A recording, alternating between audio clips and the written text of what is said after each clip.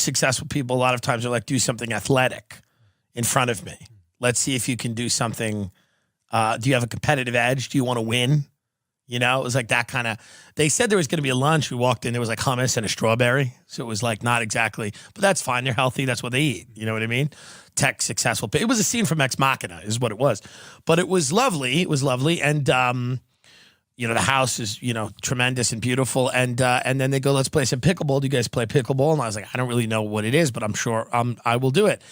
And then it's a cross between tennis and ping pong. Mm-hmm. So you have, it's like a court in a gym and you're playing pickleball. And me and Ben, of course, are going to play together. But then they said, well, you're both beginners, so you should play with the other people there. So we did. And it was, now you look at me and you look at Ben and you're like, oh, Ben, he's going to be the athlete. Ben was so bad at this game. And he kept cheating by going into this area where you were not supposed to go into. It was so embarrassing. Now, they're in gym clothes. Me and Ben have jeans on because we didn't really know. It was raining. We didn't know it was going to happen. And I was doing pretty damn good. Like a few of the other people there were like, you're going to be really good at this. I had a great, you know, because I played tennis as a kid a little bit. And I know how to really just kind of hit the ball, just have it sail right over the net. Ben was aggressively, you know, we're playing doubles. And Ben was aggressively trying to like hit the ball in front of the other people and then just failing miserably at it. Did you know how bad you were doing? I charged the net a couple of times. It was embarrassing. Did you feel how bad you were doing? I had a couple of were them you told me shocked how good at, I was, actually. Who told you that? Well, I can't say his name, but he was not. I was doing very well. You were great at serving. Very good at serving. You know what? You know what? See, this is what he's trying to do. I was doing really, really well, okay? I do what I do well, and Ben likes to pretend he does everything well. I'm an amazing server. And then I can also do the volley, but I also feel like after I've done the serve, I should be done for the point. I don't want to run around the court like a psychopath. It's unbecoming of a man of my stature. So I do the serve, and then the other person runs around like a monkey. And then I was good at returning too. He's being a piece of shit because he was genuinely embarrassing. And these are really rich, successful people judging us. And the pig is murdering it, running around the court, doing what I have to do. And then this guy's family walked in, and then they were all staring there watching Ben just wildly run around. And it was it was hard to see. It was hard to see for me because I felt bad for Ben. I was embarrassed for Ben. We'd never done anything athletic before. And you thought, you were thinking that I was just going to not be good at all. That's not true at all. That's what you felt. No, I know you were a swimmer and everything. Yeah, pipe down. What happened was I was phenomenal. I was pretty damn good. The guy looked at me and said, you are going to be very good at this. The other guy. The main guy said you were good. When did he say that? He actually said twice. He's like, wow, that was really impressive when I was up there. Like, I had a couple times where it was like, that's insane. one isolated thing. That's not a review of your performance for the entire day. It's what you did, one or two good things. I don't think I missed a serve though. Like I didn't hit a serve out of bounds though. I had the serves were pretty good. I was just saying, between me and you, would you argue that I did a little better? Oh wow. Overall? Yeah, overall. You won more games. Well, they care about winning. You understand? Mm-hmm. What metric are you deciding? I won more games. What metric are you going off of? Inner belief. Well, anyway. After the game, we hung out and ate hummus, and it was nice. Some matcha. Delicious. Yeah, some matcha. It was lovely meeting new people here in Austin, Texas. And, you know, we're not influenced by anyone ever on this show. We're never influenced.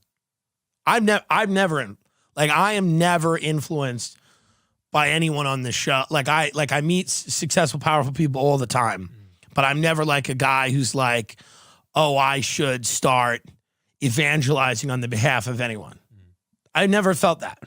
I've never felt that. You know what I mean? Yeah. I do, and this is unrelated. This is an unrelated point. I was thinking this morning about what a great company Palantir is. While I had my eggs. And I woke up and I said, what a great company it is, because they have all the information of the people. Mm-hmm. And that's what you want. Mm-hmm. You want all the information to be in a place. And I think they do it good. They do it well. So I'm a fan of them. Yeah, great investment. The great investment. Yeah. I also would like to say, I like the Central Intelligence Agency.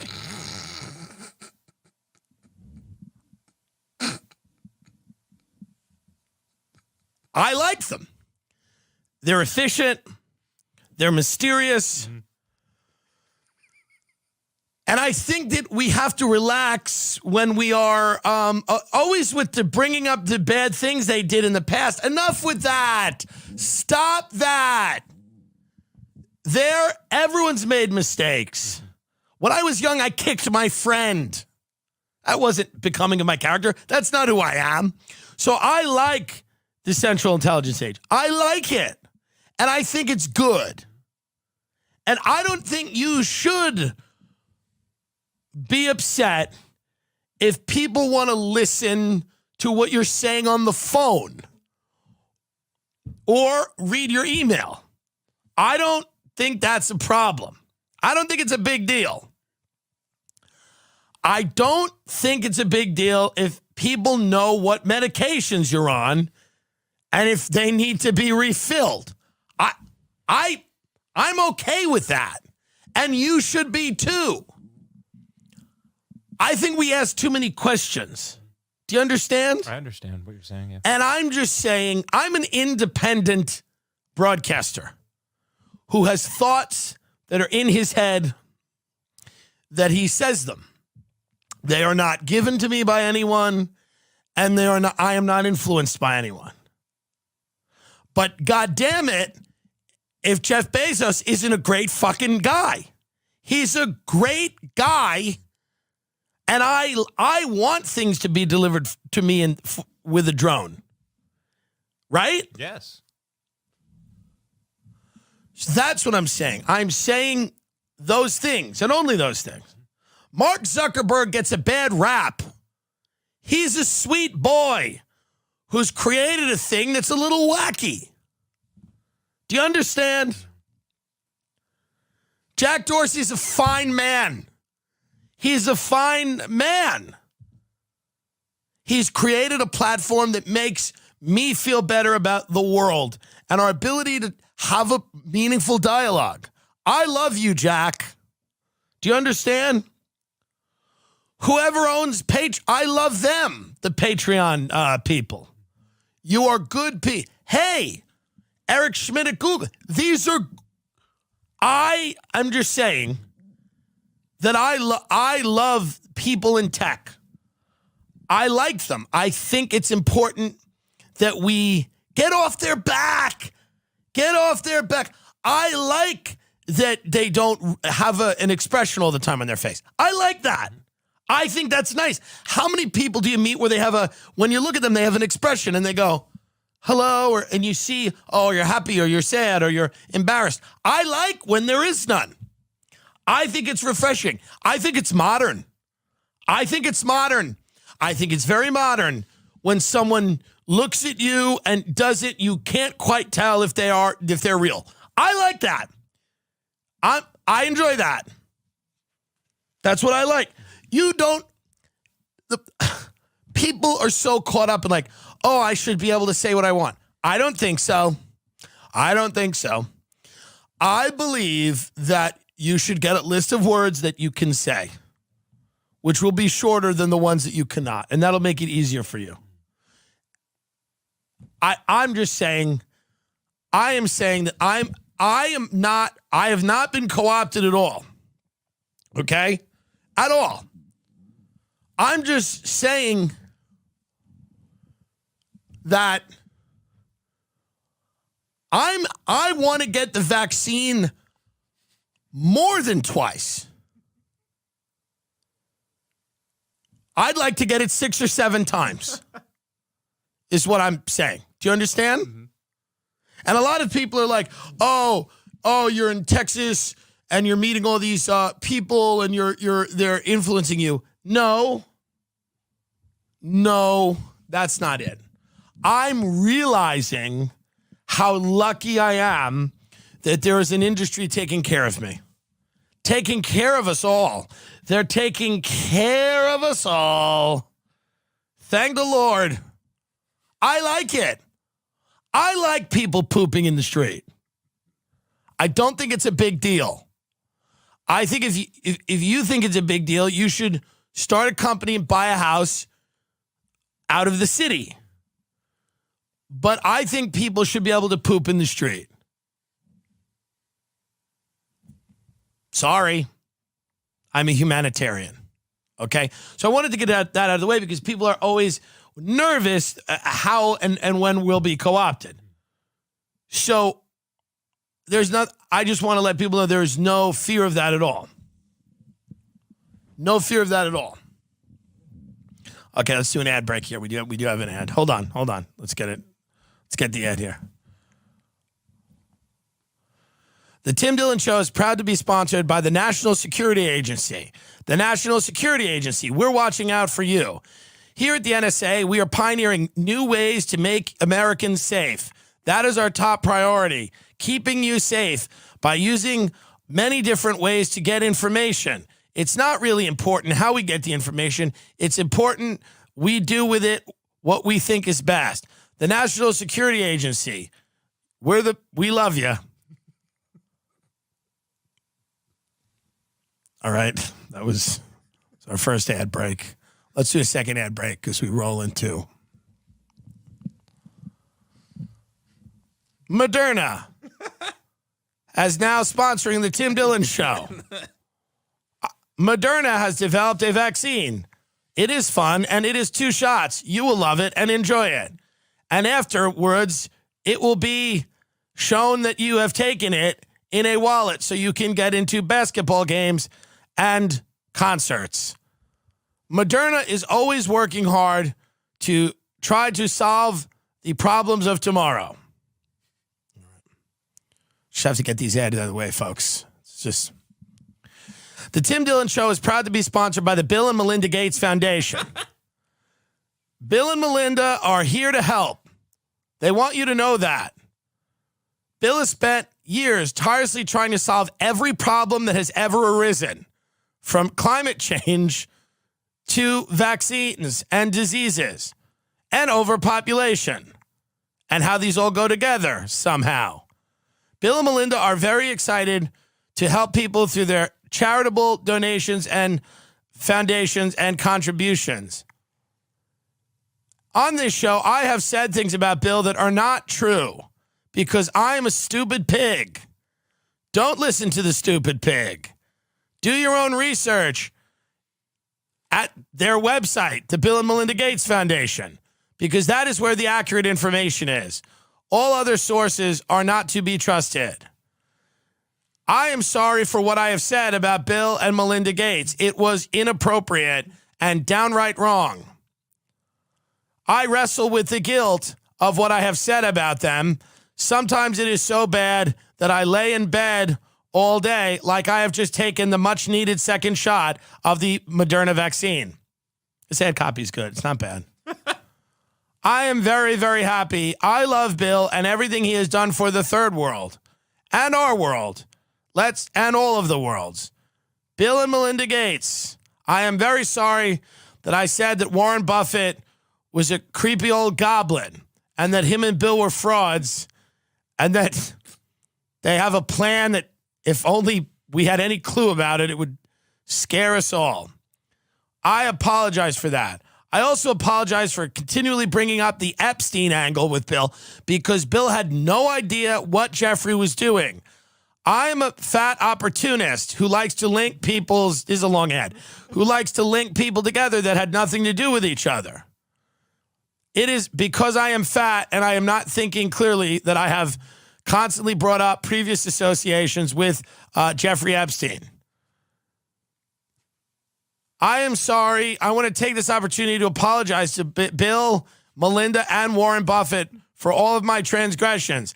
And I am excited to welcoming them as sponsors of my new show, where I will be vaccinated on the table in front of everyone.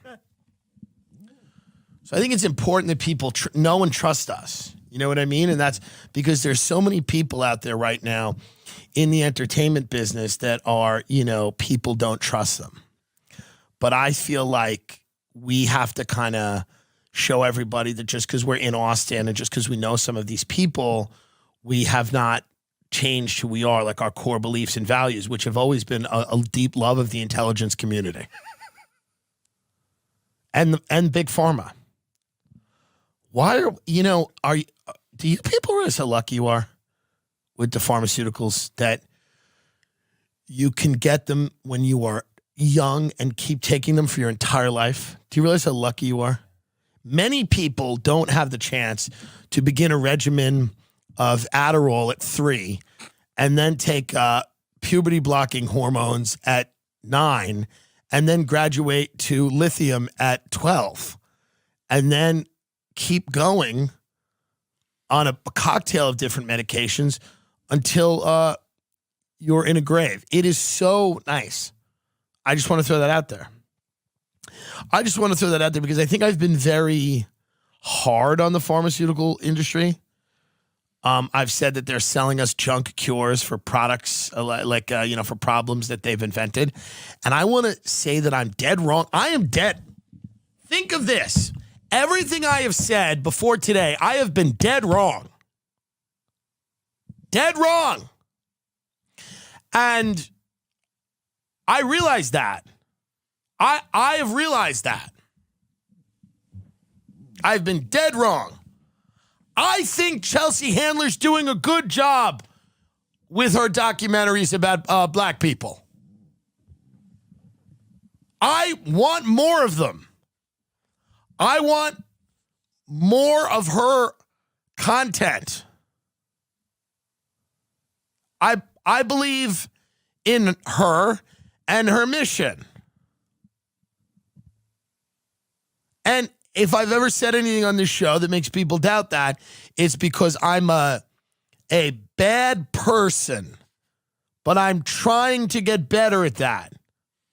Do you understand? Yes, I do. Do you understand? Now, since we left this person's house, my cell phone has not worked. And I think that's a coincidence. Right? Yeah, probably. And there's something odd with my car. When I turn it on, it makes a weird sound. But I don't think that any of that is related. Do you think we'll be invited back? I hope so. They were lovely. They were very fun. I had a great time. What are the chances? I think 50%. 50-50. Okay. What do you think? I don't know. I'll get better at pickleball in the meantime. But I hope so. I just want to use this opportunity. Why are you? I'm not. I want to use this opportunity to talk about my love. My love for Elizabeth Holmes. She made one mistake. You know? One mistake. That's all. You know? Why are you're all nervous now? I'm not nervous at all. Why are you all nervous? I'm not nervous. I don't know what you're talking about. You're very nervous. No, I'm not. You think they're going to kill you? You think they'd kill you? You think they'd waste their time remotely hijacking your Tesla when you and your wife are going to get oysters at whatever dump is in Austin? You think they'd waste their time killing you? Have you not lost your mind? If they're going to kill anyone, it's going to be me. I don't want anyone to kill you. That's true. Would not be good. But I did all the ads that I was supposed to do. Mm-hmm. So I don't think we're going to have an issue. Do you think so? I enjoyed it, and I hope we're invited again. I love our new sponsors. I love our new friends. And I was wrong to question why Bill Gates wanted to shoot a missile of dust at the sun. That was a mistake. I'm sorry about that. I think he should shoot a missile of whatever he wants at whatever he wants. You understand that? I want my audience to know that I have integrity. Okay? Is there anything else we didn't cover? We're doing this Bitcoin conference. We are doing this until that email comes in tomorrow. But we can't. We're doing it. When is it? Can you get the ad? This is a real ad. June. Oh, let's do that. Let's go right into an ad. Perfect. Yeah, right here. Here you go. What if I told you that Bitcoin is the future of money? Now what if I told you it's going to be an actual in-person, in-the-flesh event this year? Focused exclusively on Bitcoin, and it's going to be the biggest event in Bitcoin history. Now what if I continue to tell you that event will happen in Miami, Florida on June 4th and 5th, and that I, Tim Dillon, was going to be there too? Would you believe me? It's true. The Bitcoin 2021 conference is happening, folks. It'll be sunny, hot, Miami, Florida, June 4th or 5th. Headlining the conference will be Jack Dorsey, founder of Twitter. Chamath Ikpalapidia. He retweets us. We like him. Tony Hawk, who is a Bitcoiner. Michael Saylor, the dude who keeps taking out $1 billion loans against his company to buy Bitcoin. And Nick Szabo. He's a fun guy on Twitter. Tim Dillon will also be considered a headliner if he does a good job with the ad read. Oh. There will be a whale day ahead of the conference. If you're rich like me, you need to buy a whale pass and get there a day earlier on June 3rd. There'll be Bitcoin powered. We don't even know what we're doing for this. No one's told us. No one will let us know. No one has told. Do you think they're just going to execute us in front of all these people? No, we've emailed 9 times to figure out what's expected of us. We know we're doing a live podcast. We're doing a live podcast. And you're moderating something. I'm moderating something. There'll be Bitcoin-powered arcade games, a massive art gallery with all the most famous Bitcoin artists. Tony Hawk is skating a half pipe, and much more. An after party that I'll be opening up for. I don't even know what's happening here. This event will be the event of the year. It's going to sell out. Get your tickets now. Go to B/TC. What? No, B.TC/conference. I'll put it on the screen right here, and it'll be in the description. Yeah, go to B.TC/conference. Promo code Tim Dillon. 10% off your ticket price. Am I selling tickets to this? Yeah. But am I getting anything from that? Well, you're getting paid to do the Bitcoin conference. Yeah, but I mean, that's not what I'm going to get people to come to this and then go if you want to see me do a live pod. We have no idea what's going on or what we're doing. I mean, that's not the greatest sales pitch, but I genuinely don't know. We don't know, but it's going to be fun because it's always fun. Yeah. But do you know what we're doing? Not a clue. Right. I don't know if your agent doesn't know. I don't know what's going on, but we will be in Miami. And we're going to do a live podcast. And then I'm moderating an event. And it looks like you might be doing stand-up at an after party or something. I don't know. No one has said anything about it. Come learn about Bitcoin and celebrate life and freedom at the Bitcoin 2021 conference. B.TC/conference and use the code Tim Dillon, 10% off. Jack Dorsey's going to be headlining on Twitter. Is he a Bitcoiner? Yeah. They all are. They all are. It should be interesting. I mean, I'm wondering how this is going to go. You know? Like, are we going to be podcasting in like a half pipe that Tony Hawk is like skating in? I don't know. I don't know how this is going to go. You may want to come and see it to just see it, because I genuinely do not have an idea. It'll be funny, certainly, but I don't know what's going to happen. This will be way more fun than like a comedy festival or something. 100%. Well, yeah, I am hoping. Yeah. I believe so. It's a real cultural moment. A live Tim Dillon show from the biggest Bitcoin conference. I mean, it's going to be wild. They're going to talk about everything, right? All the coins, Dogecoin. I want to wear like a Dogecoin shirt. Well, this one might specifically just be for Bitcoin. It looks like, okay. Not crypto in general. Well, what if I have the Dogecoin dog on a shirt? Have a little fun. That could be a big hit, yeah. I mean, we got to figure something out here. We gotta do something. So I'm thinking if we put him on the shirt, people can see we're putting the work in here. You know? What else can we do? Because that was my idea.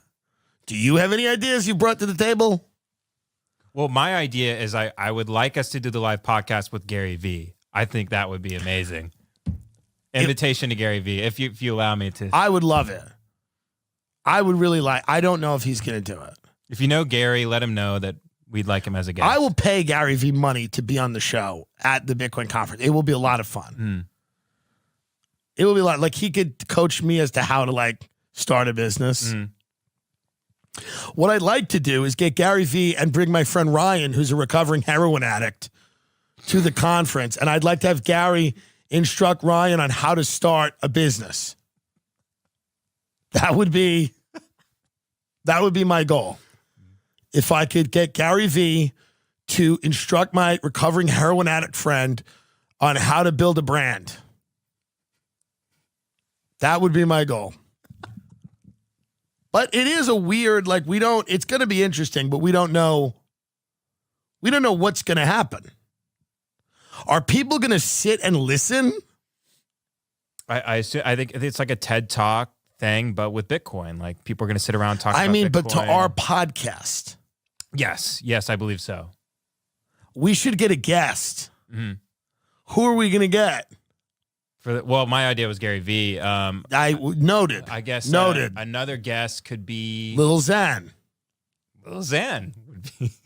Yo, like Bitcoin. But I'm dead serious. Shouldn't we have a guest? Who? You're the producer of this show. You went today and made a mess about pickleball. You lied on the show and said I did. You mean you did nearly the same. We did not. You blew a lot of high profile things. I blew a few of them, but you blew some serious. And I had an amazing serve. People noticed that I had a skill set. Yeah, I was a little bit chaotic in my skill set. You were really all over the court, and you kept cheating. You kept going into the kitchen, which is the thing you shouldn't go into. I was wearing Clarks, though. If I was wearing tennis shoes, I could have stopped on time. Yeah, I mean, everyone's got a story. But, you know, that area right by the net, you kept going into and cheating. What about Roseanne? Like, I'm dead serious. Oh, amazing. Can we fly Roseanne to the Bitcoin conference? From Hawaii? Sure. I don't know what we got to do something here. I'm dead serious. Paying us money. We got to figure out something. What if we get Chamath to explain Bitcoin to Roseanne? Something like this has got to happen. I'm telling you, we need to get somebody who needs to explain Bitcoin to someone else who's completely off the planet. That's the fusion I want to make. I want to make this happen. I want to take a Bitcoin expert. Maybe I'll just get one of my friends who's like from Long Island, who's just completely shot. I don't know. But that's what needs to happen here. Whitney Webb is coming up. She's going to be here to discuss getting thrown off of Patreon why that happened. She's also going to talk about vaccine passports, why she's skeptical that the Maxwell new charges mean much. We told her we'd have her back if the Maxwell thing goes to trial, which we don't know if it will or not. It's supposed to in July, yeah. We'll also be we got an episode with Stanhope on the Patreon right now, the higher tier, because we kind of fucked them over. We didn't mean to. And we were going to do a big long episode with Doug and put it out this week, but it just didn't work. It just kind of went off the rails at the end. It was like, this was what we could do here. We can't, but we'll be back there. Lovely people. Love them both. Doug and Bingo. We'll be back there. So we got that rocking and rolling. We got live dates. A lot of them are sold out. The majority of them are sold out. And we got more being announced all the time. The world's opening up, and we're out there having a lot of fun, or just doing what we have to do as a job. You choose. Your choice. Some of it is fun. But, I hope this is fun. What about AJ? I was kind of thinking that, or like maybe even, They're shutting Alex Jones down. They're not letting that happen. Because what about if Alex Jones, charged Jack Dorsey on stage? He's like, you motherfucker. And Jack Dorsey's like, who the fuck brought Alex Jones? And it's like, oh, the comedian that we hired. It would be really cool if we snuck Alex in. He stayed at our hotel. And we got him to enter the back door. He just like the Kool-Aid man just popped into the conference. It'd be amazing. Yeah, well, now that no one will figure that out now. You just put that plan out there, dumb. Well, no, I mean it's clearly a situation where we need to bring in a guest. Who else? You said Alex, and then you were thinking of somebody else. Oh, maybe someone's. I was thinking not just Maxwell, of course, because she's not on bail, but I'm trying to think of someone. We also can't talk to a human trafficker for goofs. We can't bring on a human trafficker for a bit. People would get angry at that, and rightly so. Yucking it up with Ghislaine Maxwell, who's tortured children. There's got to be some line. What about Rogan? Should I email Rogan, text him, email him a formal offer, tell him we'll pay him $1,500 to appear? Hear me out. Okay. Hear me out. Yeah. Hear me out. Are you ready? Yeah. Are you ready? Mm-hmm. Do you know what I'm about to say? No. How well do you know me? Very well. Almost as well as anybody. Probably better than anyone. That's exactly right. Yeah. Who am I going to say? Shit. What about Eric Weinstein? Oh, fuck. Come on. In a world. Why not? That would be the absolute perfect guest. Why not? How about Eric, Brett, Heather? Eric, Brett, Heather, Jordan Peterson, Michaela Peterson, Sam Harris, Barry Weiss, Roxanne Gay. What about Roxanne Gay?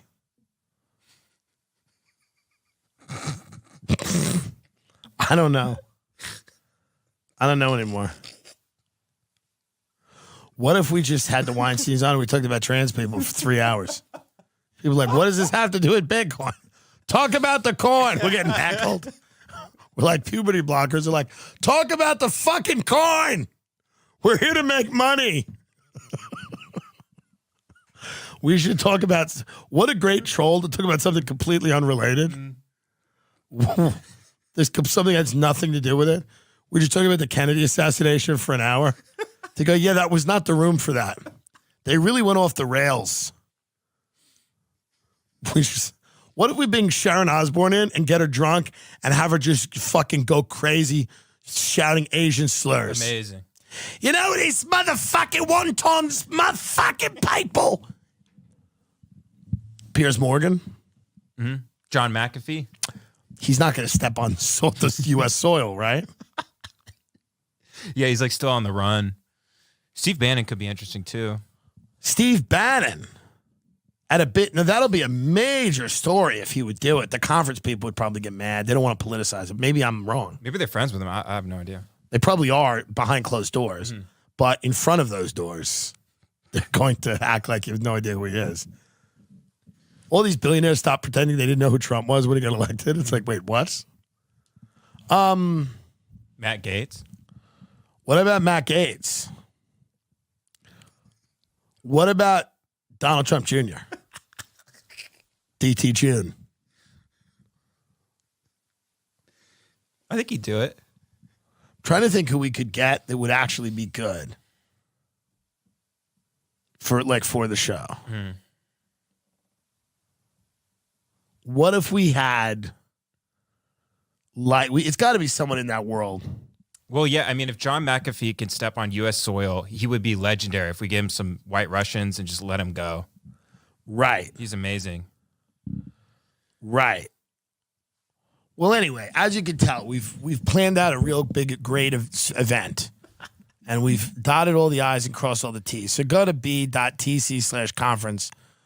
That's all fake. We know exactly what we're doing. It's going to be amazing. b.tc/conference. Use the code Tim Dillon for 10% off. Sheath underwear is great. It works as underwear and a bathing suit.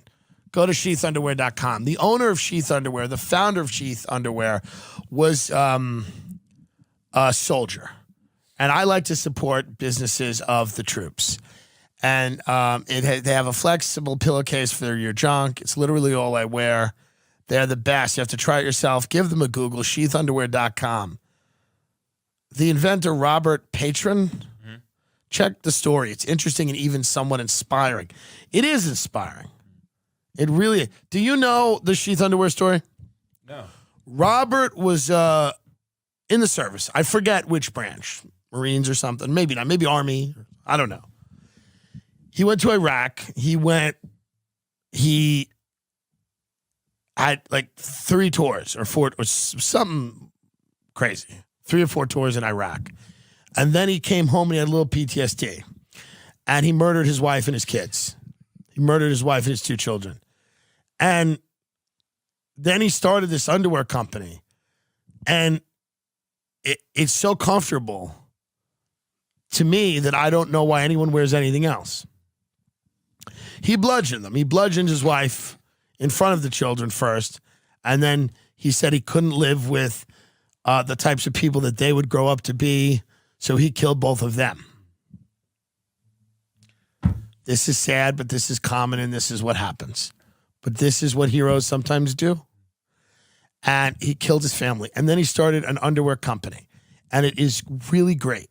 And it's because it cradles your junk in a very good way. You know? He learned about the importance of underwear when he was organizing the warlords in Afghanistan who like to fuck ladyboys in Afghanistan, many of them children.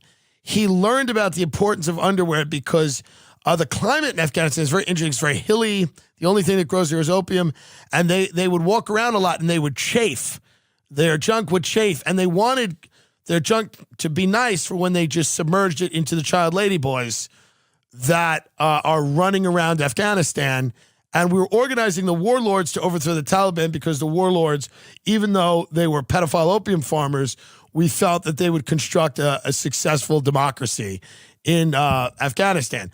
So the warlords had gone to Robert and said, we need to cradle our junk so we could continue fucking these ladyboys in tents, and so that, because it's what we do, and then we can start work on roads and bridges and a library. So he learned about underwear from them. He also learned about underwear when it was so hot. In Guantanamo Bay, they used to put people in like a hot box and it would be so hot.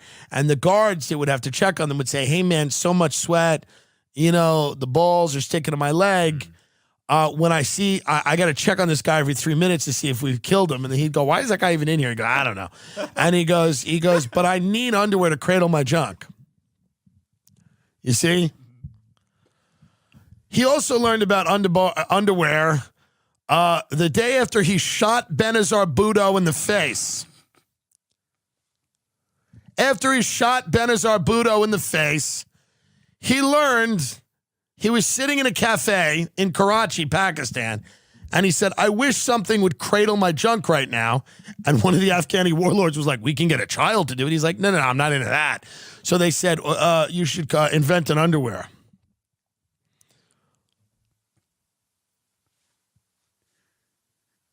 I'm doing the ad the way they want. I'm just following orders. Sheathunderwear.com, 20% off. Use the code Tim. We have to say that. Okay, now Whitney Webb. Ladies and gentlemen, welcome to the Tim Dillon Show. Returning favorite. She is the tech community's favorite reporter. When are you going to win that award? When are they all going to get together and give you an award for being the tech community's favorite reporter? From an undisclosed location, Whitney Webb. Now, I want to go into this with you first. What happened with Patreon? Oh, man. Okay, so that was going on actually while I was moving countries. So I just left Chile for the first time in like 6 years. And I'm going to live somewhere else now. And while all of that was happening, Patreon sent me an email saying my account was set to be suspended if I didn't delete certain posts for medical misinformation, they said. But it's like a scripted email. So they had, here are the examples of misinformation we found on your page, and they left it blank for me. I actually tweeted this out. Other people that had gotten this email from Patreon had like links, examples of the alleged misinformation on their page provided to them. They left mine blank. So I responded and asked, and they provided links and instead to things that had never been posted on Patreon, but things that had been posted on my website, Unlimited Hangout, including some that I'd never even written, claiming that Patreon's community guidelines apply to my personal website. So wait a minute. And because They sent you links from articles, some of them that you wrote, but some of them that other people had wrote? Yeah, that were on just my website. And they were saying if you don't delete those articles, then you're off Patreon.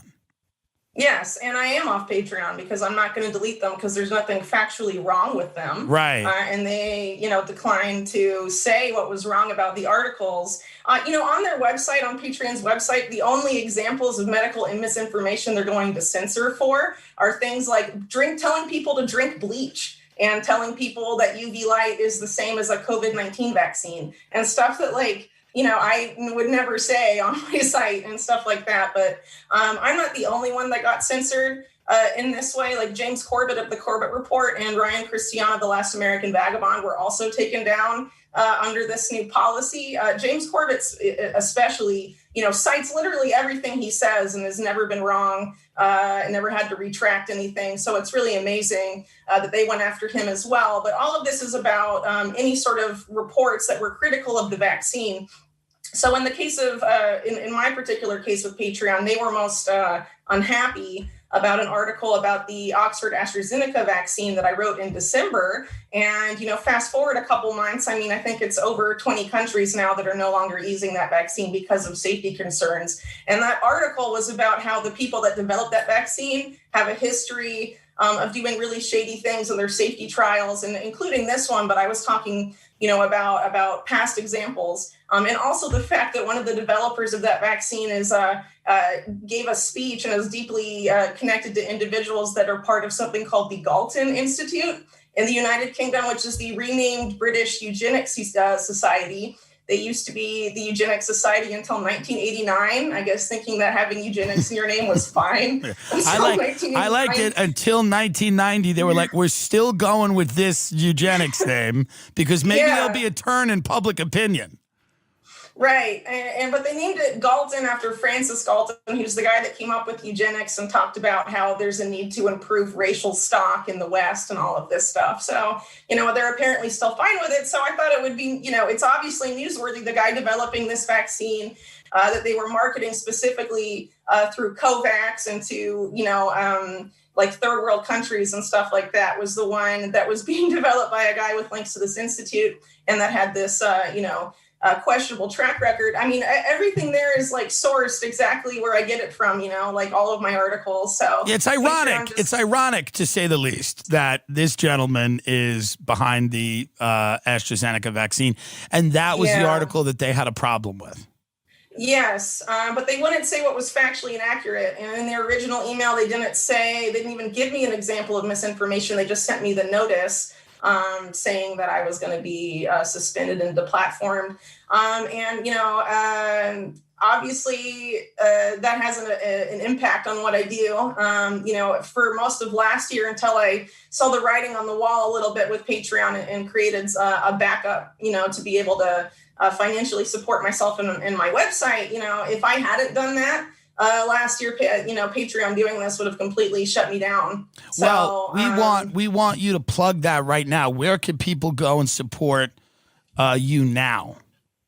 Well, since Patreon shut down, for people that don't want to use the main alternative I've been using, which is Rockfin, ROKFIN, where I have my podcast and some other stuff directly through my website on Unlimited Hangout. We basically set up a Patreon equivalent like on the site. So there's there's posts, and it's sort of like a forum thing, and you can comment that you can join by signing up with really like any amount for like a monthly thing, just like Patreon. Yeah, there's something very strange about Patreon censoring people for off-platform activities, meaning that it's not necessarily what you did on Patreon.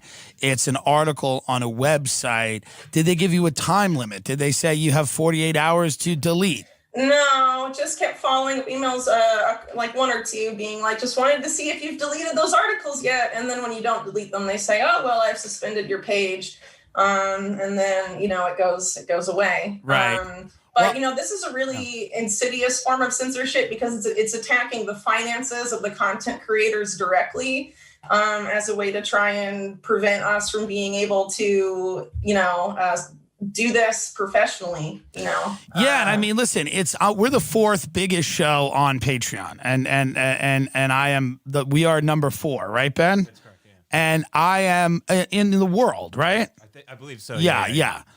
And I'm highly critical, and I don't have any direct contact with them. Do you ever speak to them?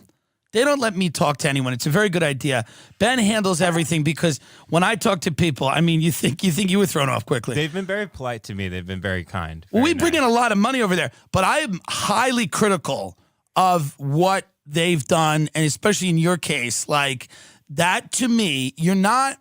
I think what they're trying to say is your articles are going to, make people less likely to get vaccinated. Now, here's the reality: people have to have access to information. The people are going to have to make decisions based on that. If they can point out factually where you are lying or misrepresenting something or slandering someone, but if they cannot show that there are like lies or distortions in your article, and you're just giving facts that are uncomfortable that they may not like, to then remove you from earning an income, that is, to me, not the right thing to do. Well, one of their follow-up emails after I challenged them on some of the stuff they said was that they didn't necessarily find misinformation in the article, but that the article may have dissuaded my audience from taking what they called preventative countermeasures to go against, counter the pandemic or whatever. Now, so they were basically saying they didn't like how people may react to the information in there, not that it was necessarily wrong. Well, that is the argument that they are making, and a lot of people online are making, is that people, this is the big question, right? We all know there's misinformation online all over the place, but then if we censor everybody, who decides what information we get and how we get it? And then it's usually the same people that told us the Iraq war was a great idea, which I believed, but I was on cocaine at the time. And these are the same people that told us that, that it was a great idea to set up a labyrinth of secret torture prisons, that was necessary for our safety, that the Patriot Act was necessary. All these, whether it's the New York Times or the big 3 networks, like they They still want to control the information. And now it's those tech companies that are stepping in place of these broadcast networks. It is now tech that wants to control what information we get and what information we don't get. But here's the thing, if your public health measure is largely your campaign around it is largely based around coercion, that is necessary. That's going to lend itself to people being hesitant about partaking in it. Right? And you're saying that 20 countries now don't use the AstraZeneca vaccine. Well, yeah, or some of them suspended it for particular age groups, like people under 50 years old aren't going to be taking it anymore and stuff like that. But there have been a lot of safety concerns that came out that didn't show up in the safety trials that were also, after my article, criticized by mainstream media outlets because they weren't conducted well and they were sped through or the data was manipulated. I mean, all of this is public record. But I guess if you put, you aggregate all of that negative information and you put it together, it may have a different effect than just one, mainstream media report on one case. This is what happens with your work a lot. You'll write something and then 6 months later, when it's safe, the media will write about it. And it could be, yeah. I mean, it happens that way. But, a lot of times people wait to speak up about something until they feel it's safe and it won't necessarily impact their career. If they're a journalist coming at this from, sort of the careerist perspective, hoping to ascend up the ladder. But really at this point, at least the way I'm looking at the world, this information has to come out now because of not just of the censorship environment, but where things are heading. Now, a lot of stuff. Yeah. Oh, sorry. No, the hot issue now is the vaccine passport. This is the big issue that everybody's talking about. Naomi Wolf was on Tucker Carlson, and she was talking about, now she's a feminist writer, Naomi Wolf, right? Yes, she is. I always mix her up with the other Naomi Klein, but it's Naomi Wolf was on Tucker Carlson talking about this and saying this is much more than just a vaccine passport. And I wanted you to talk about that because I know that you've looked into this, and it's a contentious issue. There are some people that dismiss any concerns about it and go, anybody that has any questions about a vaccine passport is a lunatic and shouldn't be listened to. And then there are people where I go, I don't really know what a vaccine passport is. I don't know that I trust people to tell me what it is. In your estimation, what is a vaccine passport and how could it be used?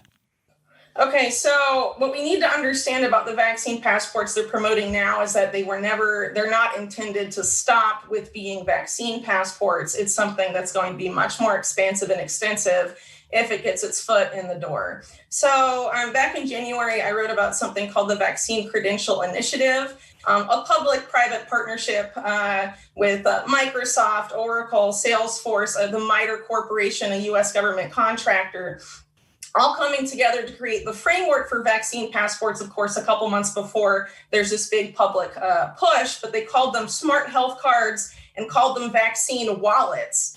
And this is basically the framework that a lot of these passports at some point will be running on. Some of the ones in use are already running on this protocol. It's interesting they call it a wallet, because the developer of this framework at Microsoft talks about how you may need to show your vaccine passport to be able to rent a car someday in the future. And of course, them using the term wallet implies that this is going to move into economic activity at some point. And if you look at, for example, Bill Gates's Gavi, the Vaccine Alliance, they've already partnered with MasterCard to combine MasterCard's digital payment service with Gavi's digital vaccine card, and they're currently piloting that in Africa, the Gavi MasterCard thing in combination with a company called Trust Stamp, which is biometric identity. So basically what these vaccine passports are intended to be is a digitized vaccine record plus a digital wallet and then a biometric ID all in one. Yeah, why is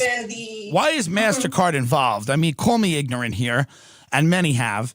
But why is MasterCard involved with a vaccine passport? Why would you need any type of financial, why would they need any of your financial information? That confuses me. It's a partnership to have everything moved to these mobile-based systems, I guess, where it's a biometric ID that gives you access to your money by providing your biometrics, your face, your fingerprint, or whatever, and then also has a vaccine, your vaccine registry. But really, it's not intended to stop at vaccine registry. It's intended to be your electronic health records and basically have it all be there tied up together. And if you actually go and look at the Vaccine Credential Initiative and the stuff they talk about and their partners talk about, I mean, it's really obvious that this has been the plan from the beginning. And, this Gavi MasterCard partnership is just one, but it's worth pointing out that a lot of these same actors, including MasterCard, are part of something called the Council for Inclusive Capitalism, which is supposedly headed by the Pope, but has MasterCard and Visa and some of the biggest companies in the world. Wait a minute, there's a Council for Inclusive Activism, Capitalism. Capitalism. Headed by wait a minute, headed by the Pope? Yes, officially. And it's about redesigning a new system, a new economic system for everyone in the world under the moral guidance of the Pope. And so you have the CEOs of all these it's really insane. So, I mean, when did that get going? Well, it gets better. It really does. So some of the people on there are Lynn Forrester de Rothschild, the Jeffrey Epstein, Bill Clinton pal, is on there reimagining capitalism for everyone. And then you have the Lauder family from Estee Lauder, like Ron Lauder, who's one of these mega group billionaire guys that I wrote about in the Epstein series and stuff. So like they're on there. So it's, what's funny? It's reimagining capitalism, but it's people that capitalism's worked very well for. Like why would they want to really reimagine capitalism? They're doing quite well. Well, this is about this stakeholder capitalism idea that has come out from the World Economic Forum, and that this Pope-led council is promoting. And basically, what they want is, basically global public-private partnership to be the model of governance globally. And of course, public-private partnership basically means the public and private fused together. There's another word for that has been used historically, but this is what they're going around promoting and saying that it will, but under the guise of it being called stakeholder capitalism. What's the word that's been used historically? Fascism? When you merge the public and private sectors, and you basically have one entity that is the power that you cannot challenge and has a monopoly on force and the production of goods and everything else. I mean, Chris Hedges calls it the corporate state, and he said it's the most powerful force in the world is the corporate state. It's mega corporations fused with the national security state. Good luck. Good luck, penetrating that. I just love this idea of a council led by the Pope to reimagine capitalism with all these billionaires on it. North Bands makes the most interesting and unique men's and women's rings. These are great rings if you want to get someone a gift or get them for yourself. They've been handcrafting rings for 10 years and take great pride in their quality and design. We make rings from the following unique materials: meteorite, whiskey barrel, ironwood, natural shed, elk and deer antler, titanium and tungsten carbonite, Damascus steel. That's Game of Thrones stuff. Black and acid washed, and many more. The rings are dreamt up, made, and assembled in the USA. This company has over 2,000 5-star reviews. Every single purchase includes a free North Band silicone activity band and a North Band's wooden ring box. We offer ring sizers so you can get sized at home. I like jewelry.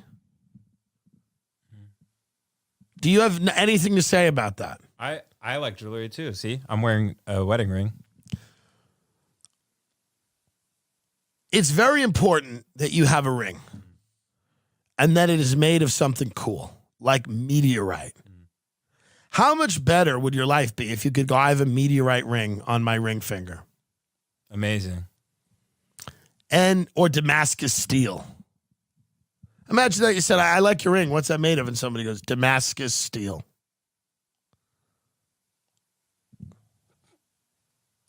I mean, what else do you want? They offer ring sizers so you can get sized at home. Whether you want a wedding band, anniversary band, or you just want a ring that looks awesome, head over to northbands.com. Use the promo code Tim. You get 20% off your purchase.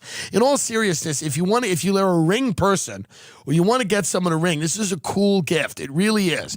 People dig it, especially if you tell them it was made from meteorite or deer antler. What do you get for your uncle? You get him a deer antler ring. 20% off. That's northbands.com. Use promo code Tim to get 20% off a truly unique ring. If you're a fellow whose resting body temperature rivals that of Las Vegas pavement in mid-July, standard antiperspirants probably don't give you much relief. But before you resign yourself to a life of perpetual pit stains, know this. Duke Cannon Dry Ice Cooling Antiperspirant is made for guys who run uncomfortably hot. Its moisture and friction-activated cooling system is just formulated with menthol to give you the all-day sensation of standing under an air conditioner cranked to high, not a heat lamp stuck on broil. Available in refreshing menthol and eucalyptus and peppermint and musk scents, Dry Ice uses activated charcoal to effectively combat sweat and stank. And with the highest level of odor and wetness protection available, you'll last longer in the heat, and your shirts will too. There are so many products to choose from. Dry Ice Cooling Antiperspirant, menthol, and eucalyptus. Menthol delivers instant cooling, crisp peppermint and musk scent, enriched with activated charcoal to remove toxins while deodorizing. Moisture and friction-activated cooling system keeps you cool, highest allowable sweat protection. I'm telling you about a good deal here. If you go to DukeCannon.com and use promo code Dillon for 10% off your next order, go to DukeCannon.com, use promo code DILLON for 10% off your next order. Plus, get free shipping with orders over $20. A curated collection of Duke Cannon products are also available at select Target stores. So if you're at Target, like Dan Carney goes to, you can grab it. How fun! Now, these vaccine passports, when they roll out, if they roll out, I imagine they're coming. It doesn't seem like there's much of a fight here. I imagine they're coming.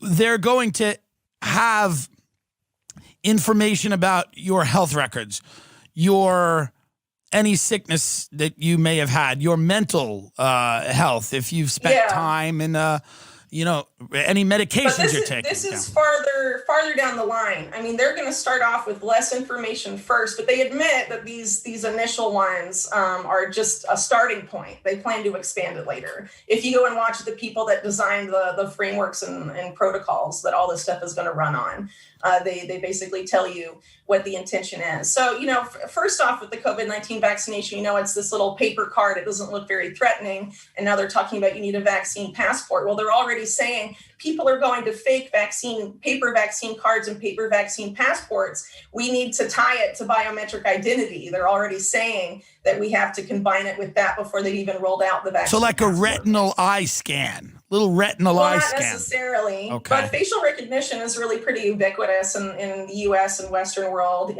Most people, a lot of people unlock their phones with their faces now. I do, so yeah, we all do. Most of us do. Mm-hmm. Well, I don't, but some people. Okay. Well, they know who you are anyway. Don't? I know. That's not why. I just feel like I'd feel bad if I did it, considering what I write about. And then no, of course. I get it. I get it. I just hate typing in that little code. So this becomes part of the problem. Part of the problem is I love what you write about, but it feels like and I want you to keep writing about it, but it does feel like we're going to lose. I do feel like if it's a council of people led by the Pope and the Louders and the Rothschilds, me and my friends are gonna lose. What gives you any hope? Does anything give you any hope ever?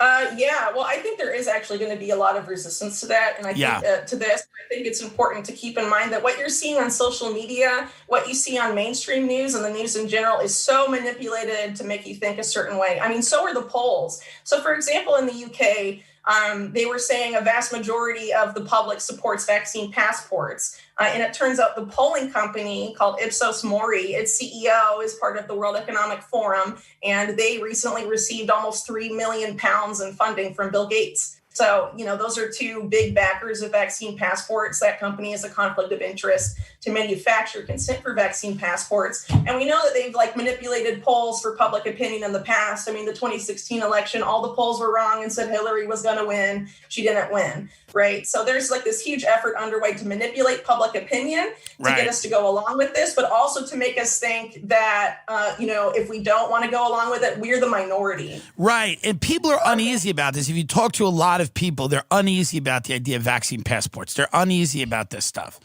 And they are really open. Well, they should be. And they should be. And they're open to questioning it. And they are questioning it privately. People aren't questioning it publicly for fear of retribution. Biden's new Secretary of Health, or not Secretary of Health, someone in the Biden administration, Epstein funded, or a buddy of Jeff. Yeah. Yeah. Well, so it's the White House Office of Science and Technology, and for the first time, Biden, because he is going to be the administration of We Believe Science or whatever, is going to elevate this post to be a cabinet level position, which it's never been before. So basically, he's going to be the person in this post is going to be elevated to a Secretary of Defense, Secretary of Health, a cabinet level position. This guy that they've nominated is a man named Eric Lander, who leads the Broad Institute, which is basically MIT and Harvard and Silicon Valley figuring how they can harvest as much biometric data from you and use it to train AI and all of this stuff. But Eric Lander before then, was photographed meeting with Epstein. Jeffrey Epstein bragged on his website about funding his work, and he has never been held to account for it. Right. And now he's about to be nominated to the highest science post in the land of an administration that says, we're going to do whatever the scientists say. And this is the scientist that they're putting in their top post, a man that was funded by Jeffrey Epstein, and denies it and lies about it despite there being evidence to the contrary. And mainstream media has not mentioned it at all. And I am worried that if more people don't know about this, they won't even question him about Epstein at the confirmation hearing, which would be just I imagine they won't. What do you think about these new charges, which is Lane? Somebody's saying that she's now finally being charged with sex trafficking a minor, and they've expanded the scope of the inquiry into other periods of time that could be more damning to people. I'm a little skeptical just because I really think the more you look into the Epstein case, I'm writing a book about it. The deeper you go into it, the more obvious it is they can't really let Dillon go to trial, or at least they can't have the trial be as extensive in certain periods because they're going to incriminate themselves, really. As I've talked about before and in my series, the FBI, the national security intelligence communities, of the United States knew what Epstein was doing and were involved with him to an extent that really needs to be, well understood by people. So you're basically having, a lot of the same entities that previously worked with Epstein and Dillon or helped protect them now prosecuting them. They're not going to get their hands too dirty because it will make them look dirty if too much information comes out. So, there's been a couple new cases that have come out, or a couple new claims in the Epstein case in general, not just with Dillon. I've had some of the Epstein victims that I'm in communication with have expressed a lot of skepticism, at least about this one that said that she was almost, Epstein threatened to feed her to alligators and all of this stuff that was recently reported on by the Miami Herald.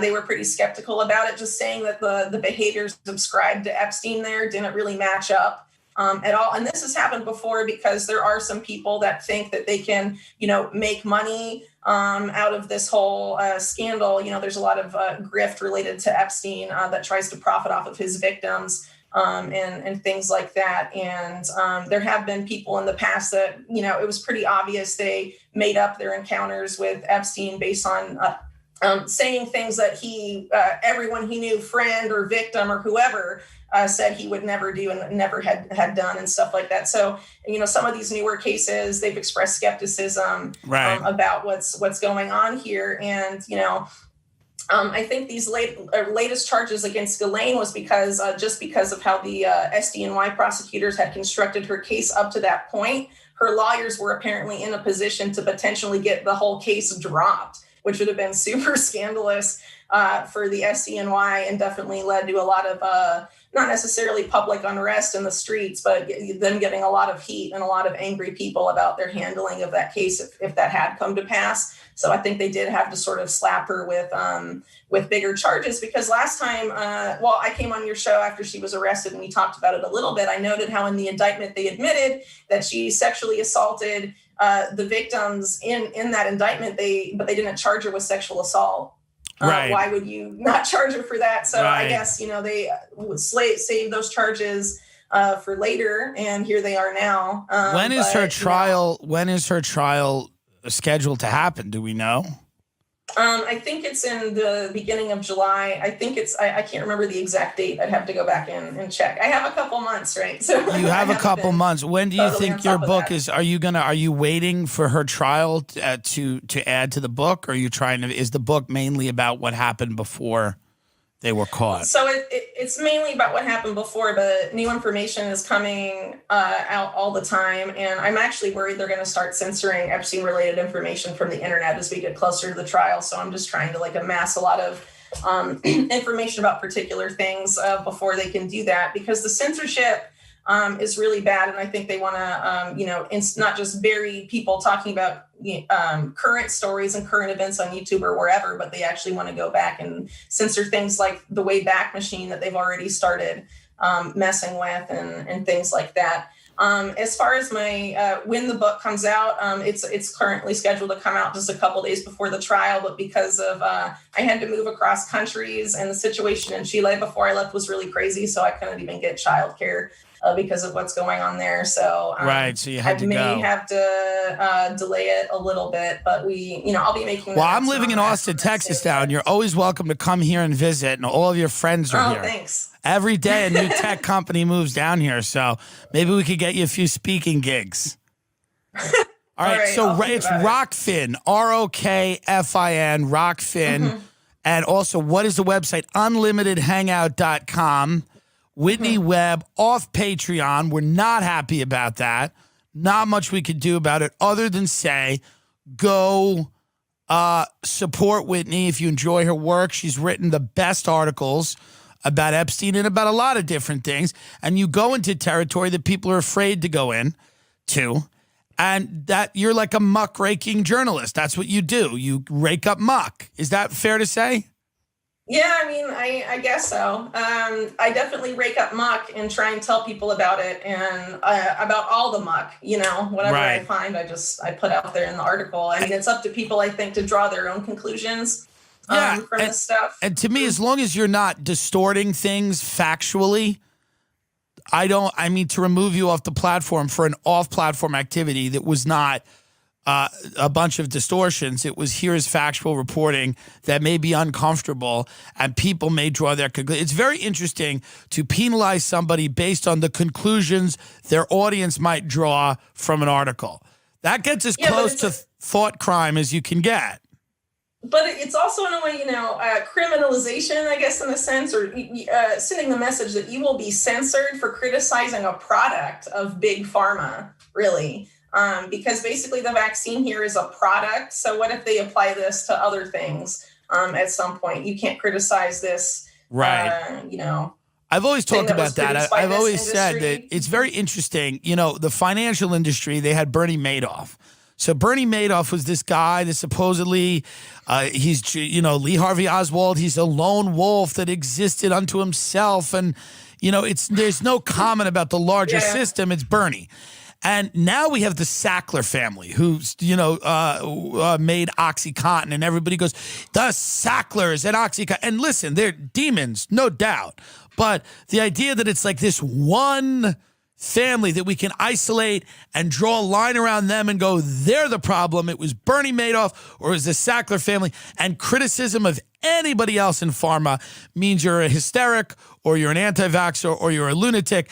If you say that, there's a lot of people right now getting in trouble for criticizing puberty blockers for children that are identifying as trans, saying that there's, they're questioning the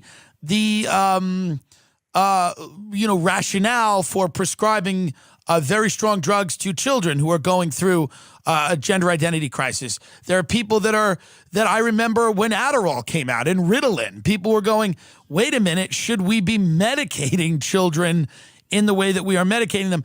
And often I have seen throughout my life, whether it's anxiety or depression, we are a heavily medicated country. The root causes of most of those issues, anxiety or depression, a lot of times they can be situational. A lot of times they have to do with diet. A lot of times they have to do with hormonal things people are going through that they just don't understand. And we dismiss all of that, and our answer for everything is a pill. And that to me I've always been skeptical of that. And anybody who questions that, the pharmaceutical industry is something that we barely understand their power. They have a ton of power. We always talk about the national security state or oil and gas or whatever, or tech, but pharmaceutical industry they're big dogs and they usually get their way. Well, yeah, and they're also tied to the national security state as well. It's worth pointing out, like Donald Rumsfeld, before he was Secretary of Defense for George W. Bush, was head of a major pharmaceutical company, Gilead. Right. It was basically in this revolving door between the Pentagon and big pharma. That's an interesting overlapping skill set to have. You are the CEO of a pharmaceutical company, and then you're the Secretary of Defense. Yeah. Odd. Yeah. It is a little odd. I wonder if the Pope, remember the Pope who resigned? It would be funny if the Pope who resigned, I forget his name, was now just like the CEO of AstraZeneca. Like a Pope, has a Pope ever gone into being the CEO of a pharmaceutical company? Soon we'll have that. We'll have ex-Pope now leads Gilead. Whitney Webb, thank you so much. UnlimitedHangout.com, Rockfin to listen to what? The podcast? Yeah, I have a podcast on there and I have some video stuff. There's so much material coming out every day about the crazy Orwellian crap that is going on. A lot of it behind the scenes and doesn't get coverage. So I'm probably going to have to move to video or some other stuff to get some of these smaller stories out more quickly because writing does take a lot of time. And I also just, moved 8,000 miles across the planet. Right. Well, we always appreciate you coming on. We'll have you back on during the trial. Let's see if we get to the trial of Ghislaine. We'll have a special Whitney Webb exclusive trial. Maybe we can watch the trial. Do you think that there's no way there's cameras in the courtroom, right? Laying there in the surf. That's what this is. I mean, this is an amazing period of time. I mean, and the media makes it worse. I mean, it's bad. It's undeniably bad. In fact, it's so bad, the only joy you have is calling people and telling them that they don't know how bad it really is. That's the only bright part of your day, is calling someone in the morning and letting them know that they don't even know how fucked they are. You get those calls every day. We all compete to deliver the bad news. We're all like Paul Revere, except we're not riding through the night on a horse. We're sitting on our couch watching Netflix. And then every morning we pick up our phone and call somebody and you go, oh boy. You got to see, listen, this quarantine's not ending. There's going to be chips in our arm. It's, we're not going back to work anytime soon. Kids aren't going to school in the fall. College is getting pushed back. You're never going to eat out in a restaurant again. Everybody you know is dead. You are dying. You only have one lung working right now. You're like, I feel kind of good. Shut up. You don't know how fucked you are. That's the only bit of joy we have. You get giddy. You get giddy. You get giddy. And I like to call people, because most people I know now have resigned themselves to the fate that this is going to be a long, hard slog, as Donald Rumsfeld would say. But every now and then you'll catch somebody with a little hope, with a little spark of hope. And you get excited because you know you're about to crush it. Because you know you're about to extinguish their tiny amount of hope. They go, yeah, man. They go, it'll probably start opening up in the summer. And you go, oh, you ignorant piece of shit. You know nothing. Have you not read anything?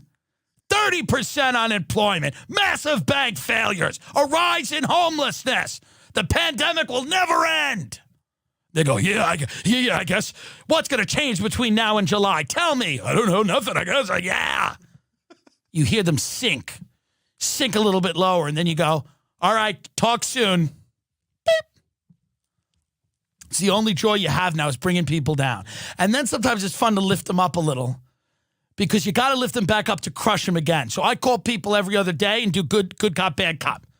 So yesterday I called everybody, told them quarantine was going till August. They're pushing school back in September. Comedy clubs will never reopen. They all had to get new jobs. And that, we're going to see millions of deaths. And today I called them with good news. I cherry-picked some positive news, which there's very little of, by the way. So it's a real, and then I lifted them up a little bit. I like to confuse them. They don't know where I'm coming from. They don't know where I'm going with it. Because sometimes I like to because sometimes I'll be real down, and then they'll be real down, but then I want to go motivational. And I go, but here's what you got to realize. But my motivational is different than because this is what I was doing today. I was telling people, I was going, listen, we're going to be okay, and I'll tell you why. And they go, why? Because they're in New York. I mean, they're shut in. New York is America's Italy right now. They're singing in the streets. I mean, it's wild. You know what I mean? And as a New Yorker, as a guy that grew up in New York, it's fucking wild to watch, from L.A., not there. I'm not there. And, like my friend was like, she's like, everyone there's LA is such a narcissist. She's like, I'm glad I'm in New York. I'd rather experience this with New Yorkers. And I'm like, well, good for you. She goes, that's where we differ. I said, indeed. Absolutely. I'm glad we've identified that divergence of opinion. But I was saying today, I said, the American economy is going to get back on track because Americans don't put any value on human life, their own or others. And that is a good thing. It is a good thing that we are a deeply suicidal country with a death wish. It is a good thing that we arm ourselves to the teeth and sit in our little survival bunkers waiting to be allowed out so we can go walk our fat asses onto a cruise like nothing ever happened. It's gonna happen again. Those boats will be full. People are gonna be back in Applebee's putting quesadillas in their ass because that's what we're about. They're gonna be back to friendly fire incidents in their home. Their 4-year-old's going to find the gun they bought for the pandemic, and he's going to blow their brains out with it. Don't worry about it. Thank God. Thank God we have a country of people who truly don't care what happens next, because that's the only thing that's going to save us. Europe is fucked. They're going to sit at home and ponder. We're going to go right the fuck out as soon as we can, get drunk, and crash our cars. Don't worry. Tow trucks will be working. You're going to be working. Geico's back in business. As soon as we can get back in our cars and hit someone, we're going to do it. As soon as we are allowed out, we're going to cause some problems. We're going to cause some bodily harm. And that's what we're about. That's the only reason I am hopeful. I don't trust the government. I don't trust the private sector. The only thing we have left is science. Truly. I mean, the only way out of this is a vaccine or an antiviral drug. Like maybe this chloroquine helps that they're giving to people alongside erythromycin, which is the drug from a Z-Pack that you take for bronchitis. Maybe that gets approved as an official treatment. It did in France. Maybe that helps. Maybe there's another antiviral. That is it. The public policy solutions here are not going to please anybody. There are no good solutions. There are waves of this pandemic. There's waves of the virus. You let people back out, the numbers will spike. The numbers spike, the hospitals suffer. You don't let people back out, the economy crumbles. There's no way out. As Thomas Sowell said, no solutions, only trade-offs here, and no good trade-offs either. I mean, it's just, you got to decide at one point what is the more destructive path. But you're worrying, you're waiting for science. You're waiting for a guy in a lab coat that's a hell of a lot smarter than me or anyone I know, who's fucking feverishly working on a vaccine for this. Because God help you if you think Donald Trump or Joe Biden is going to figure a way to put the world back together. It's not going to happen in the short term or the long term. Your best hope is science, and science takes a while. That's why everybody's freaked the fuck out. The average length of time that it takes to get a vaccine going is 15 to 18 months. That's not terribly encouraging. That's what most experts are saying. And until we get that, most articles that are dribbling out now are preparing people for a longer haul than they originally were. They're saying that life is not going to go back to normal until we have the ability to prevent people from being hospitalized. So that could be done with a vaccine, or that could be done with an antiviral that somehow prevents hospitalization. So that it becomes what people said it was, a bad flu. For those 20% of people that would have been hospitalized, it becomes what it is for those 80% of people, a bad flu. And again, this is all as of Friday, April 2nd, 3rd.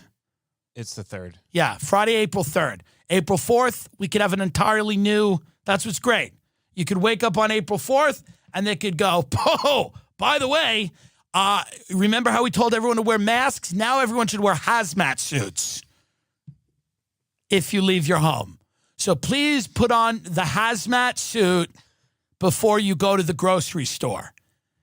And everybody's going to walk around looking like astronauts. Why the fuck do I have to wear a mask if I'm alone walking around an area that I'm too poor to live in, which is what I do every day? I walk around Beverly Hills alone. I don't talk to anyone. Nobody talks to me. It's LA. Nobody spoke to each other pre-pandemic. We leave each other alone. Why? I'm not 6 feet from anyone. Why do I have to wear a mask? Is the virus just sitting around in the air? Stop. If it was truly airborne, everyone would have it. Stop it. I get it if you're going to go to a grocery store, if you're going to have an interaction with somebody. But I'm certainly not wearing a fucking mask to walk down the street if I'm not near anybody. I understand in New York, everybody's next to you. I get it, you know? I'm just asking the media to give us a minute. Give us a minute. Not every story, like the media is now, like the stories are like, transgender surgeries are being put off because of the, it's like, okay, can you give us a minute here? Abortions are not being provided. That is sad, but can you give us a minute with it? Do you have to unearth every negative thing that's happening now? Don't we have enough? Every human interest story, and I get that these are stories that need to be told. Do we have to tell them all at once? Do we have to tell them all at once? At least we waited till the towers fell in 9/11 before we started printing up the stories of the dead. Deborah was a mother of 6. Her lung collapsed. It's like, oh my God, it's bad. I know. If the people are still playing Frisbee, shoot them. If they're not taking it seriously, shoot them, I guess. I don't know. But to stop writing these stories. You're trying to guilt people to stay in, but they're not going to do it. The NYPD, the LAPD, they shoot people for a lot less than this. I'm not saying if you're jogging or walking, but if you're in a park with a lot of people, I don't know. Shoot them. You don't have to kill them. Rubber bullets. Gas them. Tear gas. What do we I mean, I don't know. I mean, you know, there's no good options is what I'm saying here. You know, I don't want a tyrannical government, but I'm just saying, if I saw a bunch of fucking TikTok kids in LA getting tear gassed, I might smile a little bit. I mean, you know, what are we waiting for? Everybody sending me these conspiracy things about Agenda 401 or the Bill Gates thing and whatever. It's like, guys, if they did it, if they released the virus, then it's like, if they're willing to do that, do you even want to know? At that point, just buy some heroin and get ready to meet what's on the other end of this. I mean, guys, at a certain point, what does uncovering the truth even fucking do for you? I don't personally believe they did this because I think they would rather us making money at our shit jobs and sitting in the house while the world economy collapses. But if they did, and this is some way to wipe the slate clean, and they're willing to do this, well, then what the fuck? I mean, at a certain point, you got to fucking roll over, I guess. I don't know. I mean, I don't know what to tell you. If Bill Gates released this virus, I mean, what are you going to do? You know? What are you going to do? Tweet about it? I mean, you know, at that point, do you have a militia? You ready to go? What, you got a few guns in the back? You shoot at your tree in Georgia? I mean, I don't know. If these people really did that, then I tend to believe there was probably some accident. It's probably a Chinese bioweapon. It probably leaked out of that lab in Wuhan. I don't know how it did. Maybe they were selling bats. Maybe they're selling animals that they experimented on. That seems the most probable thing. Is it weird that it happened during the Hong Kong protest? Yes. But I also think that, you know, potentially, you know, China didn't have any problem shooting tear gas at those protesters. China didn't have any issue doing that. So, I mean, is it impossible to say that they released it to get rid of the? No, but I don't know that they did. You know, it could have happened. You know, and again, did China release this to just say, fuck it, let's see what happens? Who knows? I don't know. I don't know. You don't know. But so as Ray Kump said, I was talking to him today, it's like, so what's the plan? Go to the beach? Like, what are we all supposed to do? Infect everybody that we know? Is that the move?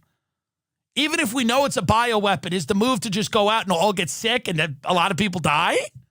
That doesn't seem logical. Well, it's the bioweapon from China. So what? You still have to protect yourself, your family, to a degree. You have to be ethical, you know? I have a friend that was going to fly to New York to visit his girlfriend. I'm like, are you out of your fucking mind? Dude, what are you doing?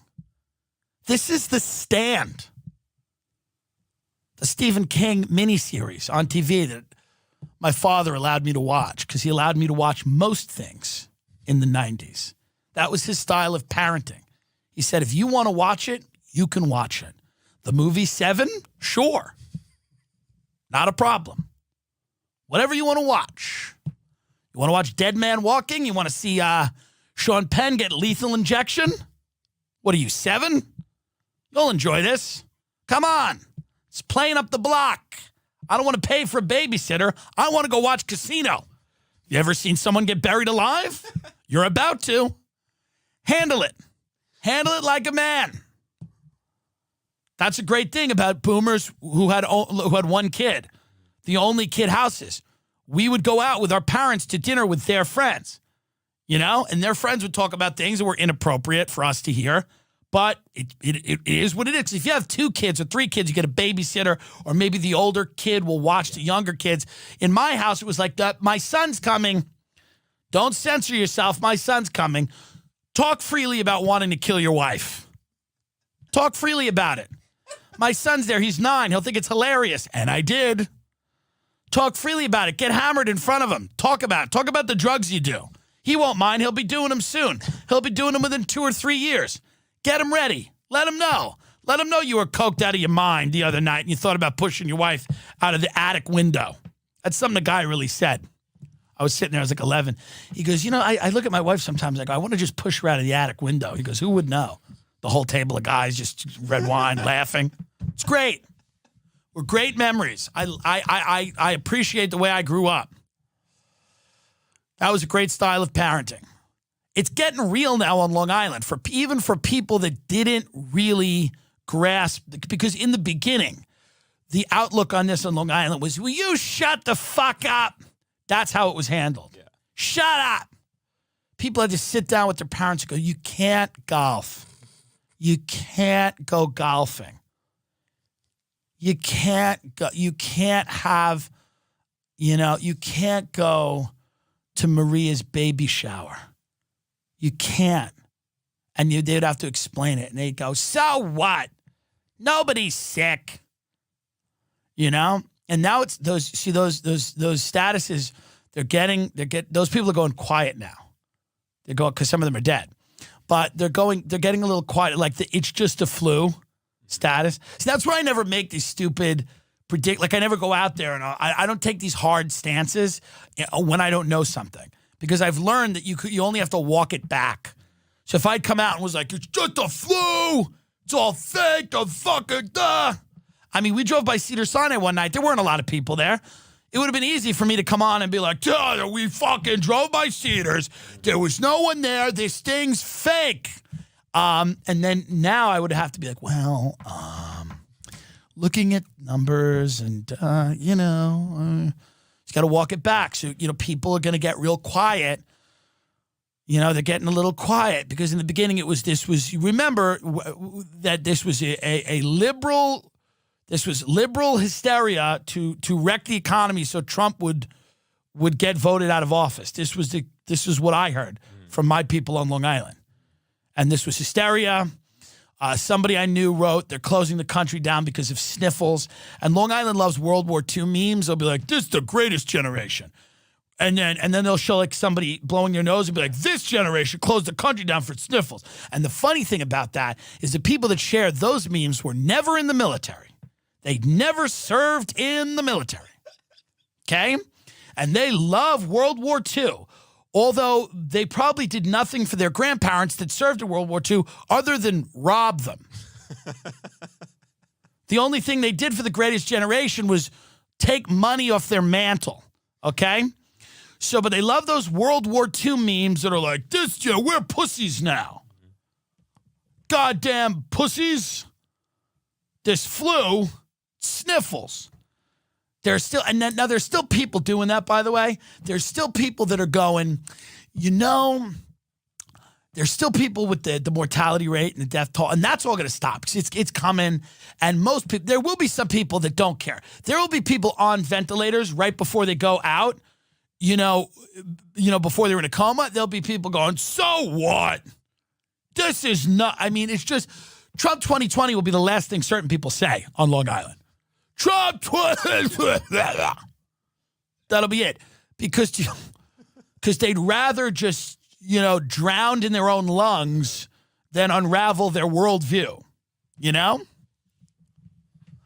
Listen, man. God bless them. Let them know. That's what it is. If you have a significant other right now, you might be having more sex than usual. You might not be. It really depends. I don't know. I know a lot of people that are growing to hate each other more and more every day, and what a blessing that is. But it is a good time to remind you that the Tim Dillon Show is sponsored by Manscaped, and the engineers at Manscaped have spent the last 18 months crafting the perfect vaccine. Kidding. Ball hair trimmer. The perfect ball hair trimmer. Okay? And they've just released the new and improved ventilator, kidding, Lawnmower 3.0. Smooth out your scrotum with a new ceramic blade and Manscaped advanced skin-safe technology. There's a lot of fancy copywriting that means it won't nick or snag your nut sack. The Lawnmower 3.0 has a lot of upgraded features. It's the best razor system you've ever owned. Listen, I have one of these. I use it. A lot of people I know. Ben uses it. It's just a good product. You need to manscape. You need to shave your dick. If you enjoy our show, it's a great way to support this show. You need these things. You could probably even have it if you're a woman and you have a penis that was created by a large vagina in a transgender surgery, or if you just got a crazy bush, who cares? Get 20% off and free shipping when you use the code TIM at manscaped.com. That's manscaped.com and use the promo code TIM for 20% off your first order. That's a lot of fucking money. Okay? You need a well-shaven dick right now. It's important. It makes it look a lot bigger, and it'll please your partner or yourself. Maybe you're just whacking it. That's okay, too. You want to jerk a penis that is well-shaven, and you feel good. Treat yourself well. My friend's mother was a prostitute, and she said to me and my friend once, she was a great woman. She sold us drugs, and we were in her kitchen, and we were maybe 13, and she said, you know what, boys? She says, don't get any girls pregnant. And if people say, how come you haven't had any accidents? You say, because I fuck myself. I treat myself good. I treat myself real good. You can smell the Southern Comfort on her breath. She goes, I treat myself real good. So do that. Treat yourself well. 20% off is a lot of money. Manscaped.com. Manscaped.com. Manscaped.com. They've really juiced this baby up with 7,000 RPM motor with quiet stroke technology. The battery now lasts up to 90 minutes, so you could shave your dick for an hour and a half, because do it during a Zoom meeting. If you have a Zoom meeting for work, just shave your dick for an hour and a half while you listen to Karen. By the way, how is anyone, like, I haven't had an office job in years. How is anyone even, like, being productive on these Zoom meetings? Yeah. How is anyone not going, we're all going to die? How in God's name is that not happening? Yeah. Like, they're having these Zoom meetings for work and you're all supposed to act like everything's normal? I mean, what's that about? You're going over marketing numbers? Right. On a Zoom meeting right now, and you're sitting there in your underwear, and you gotta like aren't people like you're not gonna just be like, hey, I'm gonna go through this report in a minute, but guys, what do you think this is? You know, you think we make it out? You think you think there's a society on the other end of this? I don't know how to farm. I mean, fuck, man. My wife coughed the other day. I thought about not letting her in my house. I love her, but I got to think about myself. I'm in survival mode. Man, I don't know how I'm going to provide for my kids. Fuck. All right. Well, anyway, the new product guidelines that I received seem to be pretty positive. The client enjoys the packaging, you know. I mean, how do you just... It's like doom every day, and then you just got to get on a Zoom meeting and pretend that everything's okay. And you're just sitting there. You just came all over yourself. You just masturbated for 30 minutes. And I mean, you really got into it. And now it's a Zoom meeting, and you got to sit there covered in cum and, like, look at everyone that you used to work with, and they're all covered in their own cum. I mean, Manscaped.com. 20% off, free shipping. It's all good. Goodbye. That's a lot of what I find amazing about this time is this new technology. You know, it's not new, but everybody's using it now. This like Zoom where you don't have to go into your office and you just sit around in your own filth and then, you know, try to be professional, you know? And there's people doing Zoom comedy shows because they're insane. By the way, everyone doing that, you're probably going to have to get a day job soon. And I don't want to be the bearer of bad news. But people that have relied on stand-up comedy as their only source of income, potentially, I'm not saying definitively, and nobody, I take no joy in this. I think a lot of them may not be prepared for what's coming. And I don't know if what's coming is going to be an environment conducive to earning a living at stand-up. It might be. I hope it is. But all signs on all systems are flashing red. So I know you think that in 2 months you're going to be back up and at 'em, and that's why you're keeping sharp on the Zoom comedy show. But I think it's time to call mom and dad and apologize. Stop ridiculing your religious family and start learning hymns. You're going home. You're going to start singing in the pews. Our God is an awesome God. That's right. You're going to marry your high school sweetheart and dedicate your life to the Lord. You're going home to that small town. You're going to community college. You're going to be a waitress at a local diner, and you're going to get fucked good by the town bad boy in his leather jacket. It's pleather, probably, but whatever. He's going to fuck you good. And you're going to remember what old small-town cock tastes like. And he ain't smart, and he hasn't read Marx's Capital. No, he's going to fuck you good in the basement of his house that's owned by his alcoholic mother, who's very happy to see you because she thinks you're going to save her son's life. Hello, you were living in New York. Oh, it's glad to see you're hanging out with Cliff. Cliff could use a girl like you. He's had a rough couple of years, but he's a good boy. Mama loves Cliff. And you're going to go and you're going to suck his balls and you're going to lick his taint and you're not going to eat his ass, but you should because you're not going anywhere. Settle in. Start becoming friends with your high school, the girl who used to torment you, who was a cheerleader. Now she's a fat mother of 3. And now you see her as a person, and you don't mind how much she tortured you. You don't mind that because you see how much she's suffering now. And there's some schadenfreude in it for you. And you two become friends. And when Denny's opens back up, you sit there and you wedge yourself in a booth and you scrape the bottom of a bowl of queso and you eat pancakes and fried shrimp and food that doesn't even go together because you're back home for good. And you've dedicated your life to Christ now. And you're going to community college and you're working as a receptionist at a construction company that's failing.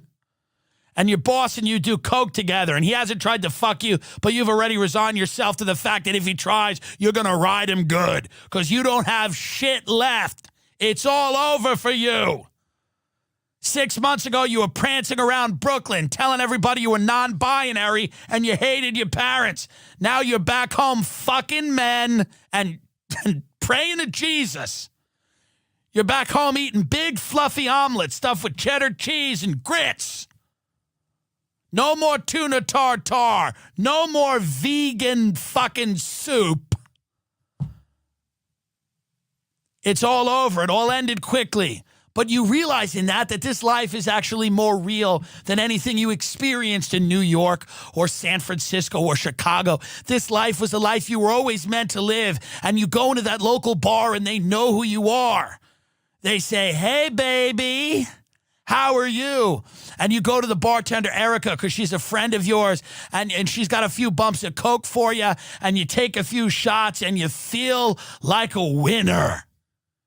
You sit on that bar stool and you light a cigarette and you feel like a winner for an hour. And then you walk back out into the cold night terrors because you have no more money and no more blow. And you go home and you toss and turn in your bed as you sweat. And you come down from the devil's powder. And you think about Cliff, the town dirtbag who puts his cock in you. You think about your fat arch nemesis who's now your only friend. You think about your shit construction job. And you thought to yourself, if you had any sense, you'd get back in your car and drive it right into the ocean. But Denny's ain't bad. Those pancakes are fluffy, and they'll be hot tomorrow morning when you slide them down your throat. When you slide them down your pig whore throat. Because you're going home. And that's my message to the people out there that are confused about what the next steps of your life are. Many of you don't know, but that's what it is. That's where it is. Okay? You're not going to be, they just rescheduled the Just for Laughs Comedy Festival for October. Probably won't happen. The September, October, it's not happening, folks.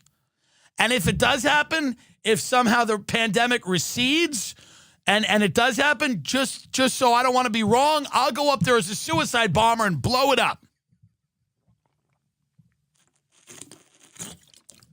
So if I'm wrong and JFL happens, I will wait till the new Faces showcase and I will walk on stage and pull the pin and blow it up. And right before I do, I'll look at you right in your face and said, told you so. We're going home. One way or the other. You're going home. You're either going to Syracuse, you're going to see Jesus.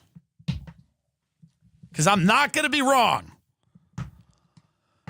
It's what it is, Benjamin. You know it's what it is. I only speak the truth here. I'm not here to pad you. I'm not wearing a mask in Beverly Hills. I have a beautiful face. I have a European facial structure. I'm showing it off. It's the only part of my body that hasn't gone to total shit. And I'm not putting a mask over it. So you can call the cops and drag me in. It's not happening. This pig wasn't wearing a mask. No, I was not, sir. Because I live in the United States of America, which is still a free country, although we can't work, fraternize, leave our homes, walk down the street. But you cannot compel me to wear a mask when I am not near anybody. Ben, let's do the totals. It's time to do the totals. We do the totals. We try to do the totals. Coronavirus cases, 1,099,622. Deaths, 59,193. Recovered, 228,938. Don't know what that means. Don't know what they mean by recovered. I guess they mean had it and then got better. USA, we've got 277,000 cases, 475. 277, 475. Okay? Deaths, we have 7,402. So that's where we're at. Let's look at the country map again. This is going to sadly really take a toll on the third world. And I think people in rural America are not prepared for the toll it's going to take on rural America. Because even though they're more spread out, they don't live on top of each other. In certain cases, they do. But those hospitals do not have the money or the resources to accommodate any type of outbreak. So that's going to be a real issue.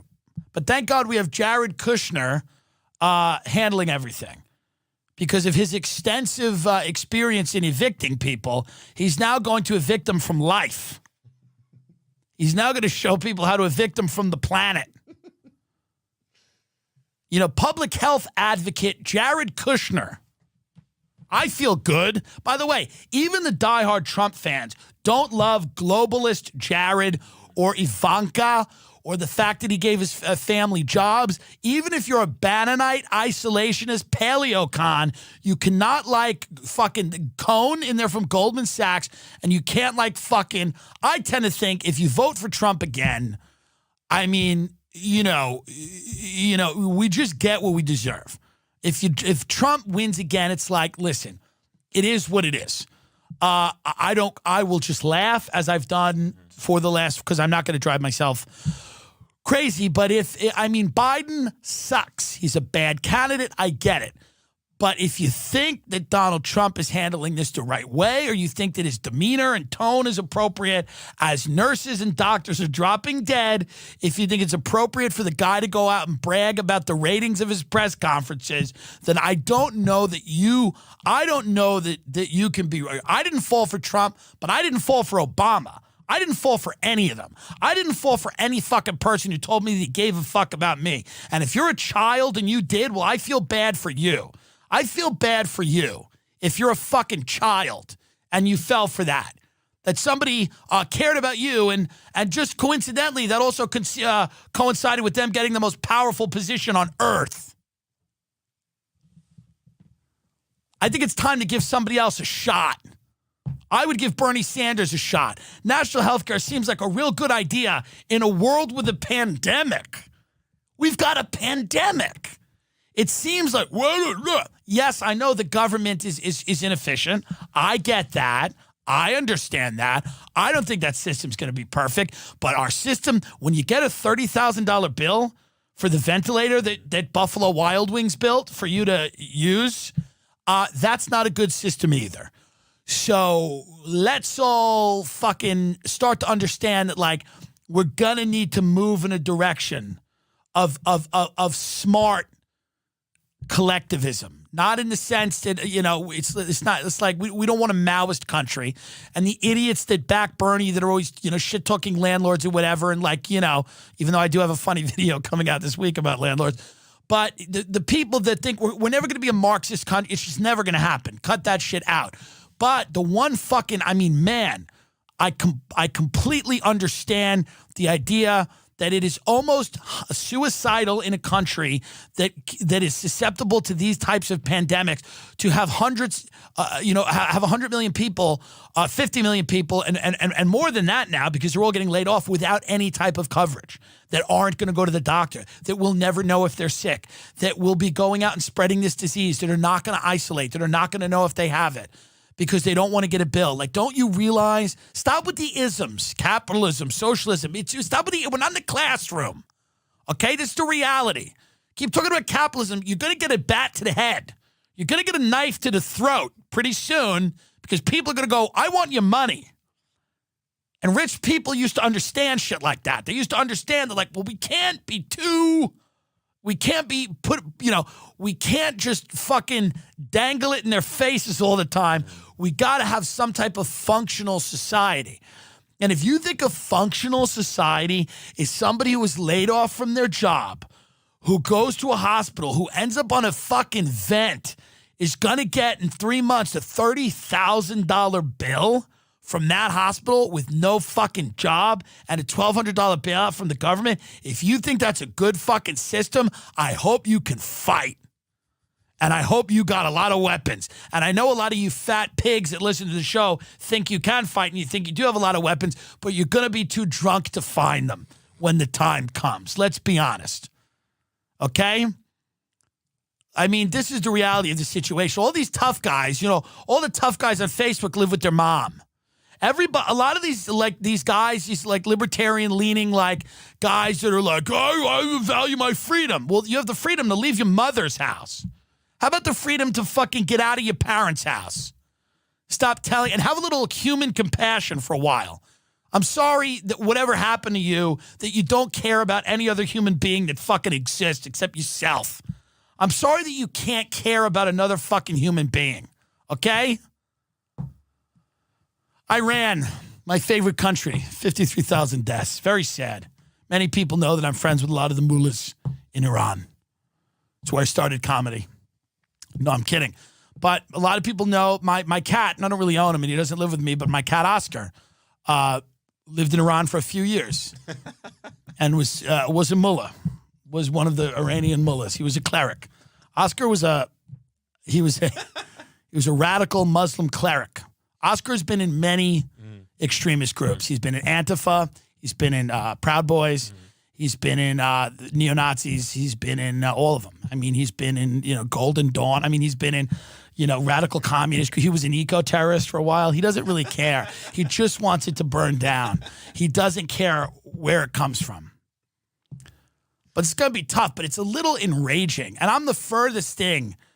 Like, all these articles that are coming out that are like, this crisis is a gendered crisis. Many of the healthcare workers are women. It's a gender. I'm like, dude, that's not the move. And the move isn't on the right because, these guys are going to start putting out articles with like rich people in masks and they're going to go, the virus has made us all one. It showed us we're all vulnerable. It's flattened us. We're all the same. We bleed too. And it's just going to be pictures of, and it's like, no, we're not all the same. You're quarantining in a mansion. You have the money to pay for medical care. There are people right now that are fucking worrying. They're through no fault of their own. They're worrying about getting thrown out on the street. And then if I say something about that, people are like, you want liberal in Hollywood. Hollywood doesn't exist anymore, dummy. It's shut down. It's shut down. And there's nothing liberal about not wanting people to be fucking on the street. Do you want to walk through a gang of violent, hungry people every day? Is that a good, functional society? Even if you don't care about people and you only care about yourself, don't you think it's in your interest to not have a third of the country on the street begging for food? How high do you think these gates are? None of these, I know where all these rich communities are in LA. You could climb that fence. You could climb into the most elite communities in this country. You could climb a fucking fence. You're right in there. Yeah. You're right in there. I mean, there's probably ones I don't know about, and they're going to, trust me, they'll start building them. They're going to start building ones where are a little tougher to get into, and they have their own water. In Montana, they have properties with their own water aquifers and shit like that. But I take heat from people sometimes, where people are like, and as soon as this crisis ends, I will go back to being against healthcare workers. I'm against them. I've always been against nurses. And I've never liked doctors. And it's very hard for me now to have to like them. But I do, and I get them lunch when I can because it's a good thing to fucking do because that's all we can do. We can do nothing else. But I can order delivery. That is one of my skills. I could call an Italian restaurant in Jersey and have them drop off food at a hospital. And you can fucking too. Okay? So while you're waiting for the storm, while you're waiting for 500,000 rich pedophiles to be picked up by the military during the period of the internet being taken down, while you're waiting for that, if you have a little money, go order some penne alla vodka for the local nurses that are going to drain your lungs of fluid if they have to, okay? Because QAnon, whoever that is probably not going to be able to hook you up to a ventilator. And I have said I will apologize if QAnon is correct. Nothing would make me happier than seeing rich pedophiles arrested, especially some of them, that the people that you guys say are pedophiles, if they all ended up being pedophiles and get arrested, I would laugh my ass off and I would be like, hey, I'd wear a QAnon shirt. I'd be like, this is it now. Yeah. You guys were right. Hey, I was wrong. I would tell everyone that's all we would say for the rest of our lives, by the way. If QAnon's right, all any of us would say for the rest of our lives is, you're not going to believe it. I thought they were bullshit. Yeah. And it turned out that fucking Tom Hanks, this fucking guy, I had no idea. And so they shut the internet down and they brought over these hospital ships to New York. And we thought they were going to be to help people that were affected by this pandemic. But they were like filled with fucking Hollywood celebrities that were arrested. I mean, wow. My favorite thing in the tweet is that they say during the 3 days, the TV is going to come on and they're going to explain to everyone that the world is run by a satanic pedophile cult. That's my favorite thing, only because I want to know how they're going to get into it. Like, what newscaster do they choose to break that news to the public? What newscaster do they choose to be like, hello, everyone. Welcome to the program. Today, as you can imagine, we have some special breaking news. You may have noticed that the internet has been shut down and you can't use the phone except to call 911. And you may be asking yourself why. Is it some type of outage? Correct. It's actually a forced outage. Because, well, I'll just rip the Band-Aid off. The world is run by a satanic pedophile cult. Tom Hanks is in it, and we had to fake a pandemic to arrest Tom Hanks. Now, I know some of you might have questions. Some of you might have a few. And this is not to say that there aren't pedophiles or that they're not very powerful or that some of them aren't satanic. I don't really care about the religion of the pedophiles, by the way. Yeah. These people seem to leave out Catholic pedophile. Why? I don't understand. What about a Methodist pedophile? Are they not a problem? But I understand that. I've done interviews on my show with the foremost experts in this. None of them believe in this theory. Mm-hmm. Nick Bryant, who wrote the Franklin scandal, none of them believe that Donald Trump is freeing. None of them believe this. And these are the guys that wrote the books on the fucking things that you people half understand. But if I'm telling you right now, if it happens, if it comes to fruition, and I'm still in the camp that would rate that unlikely. But if it comes to fruition, I will apologize, and I will just say, hey, I was off there. But if it doesn't, now I challenge you. If it doesn't happen, can we let it go now? Not stop trying to protect kids, not stop trying to fucking bring people to justice, but can we stop believing that this bullshit thing you think is going to happen is going to happen? Can you grow up? Can you fucking grow up if it doesn't happen, if there's no internet outage and they don't? And I love that you dummies are like, there's 500,000 sealed indictments. Like, they're going to need indictments if it's really that bad. And they're taking a satanic pedophile cult that controls the world. They're taking them into custody. They're going to read them their rights. They're going to do indictments? They're going to go by the book? They're going to make it by the book?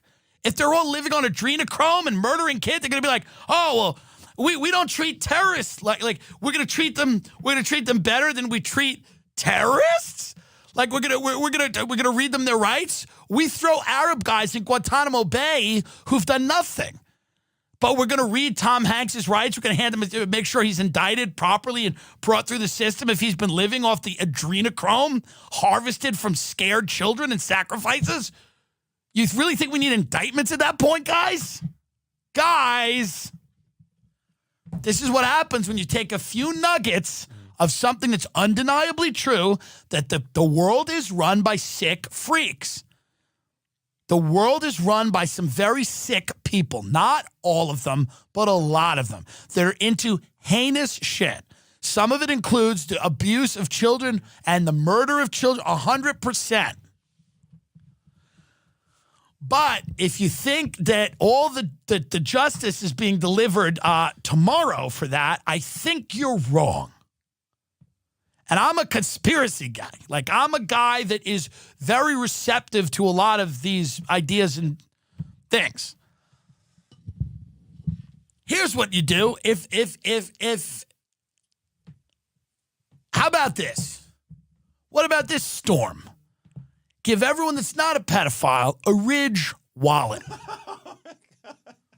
There's a lifetime warranty if you love it and free returns if you don't. Ridge wallet is a small, sleek, metallic front-facing wallet. It fits a few credit debit cards, maybe a crisp $100 bill, so you can take it out and roll and do some cocaine with somebody who's of age. Whatever. Ridge forces you to streamline everything in your pocket. One of the saddest memories of my father is when he'd take out this big leather wallet of business cards and people that wouldn't do business with him. He'd have wads of cash falling out. It was just a boomer wallet. Looked like an old baseball glove. Not the Ridge wallet. It's sleek and sexy and fun. And it's you can spray it. You can Lysol it. Especially now in a pandemic, you can clean that Ridge quick. Rub some hand sanitizer on your hand and rub it on the Ridge. It's easy to Lysol, easy to wipe down with a Lysol wipe. It's very important. It is actually one of the most hygienic wallets you can have, which is important now. It is important to have a hygienic wallet. It's important to not carry a lot of shit. The more shit you carry, the more surfaces for the virus to live on. The less surfaces to the virus to live on, you're doing good. You're doing good. Because we want to respect what's happening. We want to do the right thing. We don't want to lose our minds here. The only thing we have left is our minds. Think about that. The only thing you have left right now is your mind. Your job is kind of gone. You can't go anywhere. They've taken most of your friends. They've taken it all from you. And it's because of germs. But all you've got left right now is your mind, your mental dexterity, your ability to reason. If you lose that, you lose everything.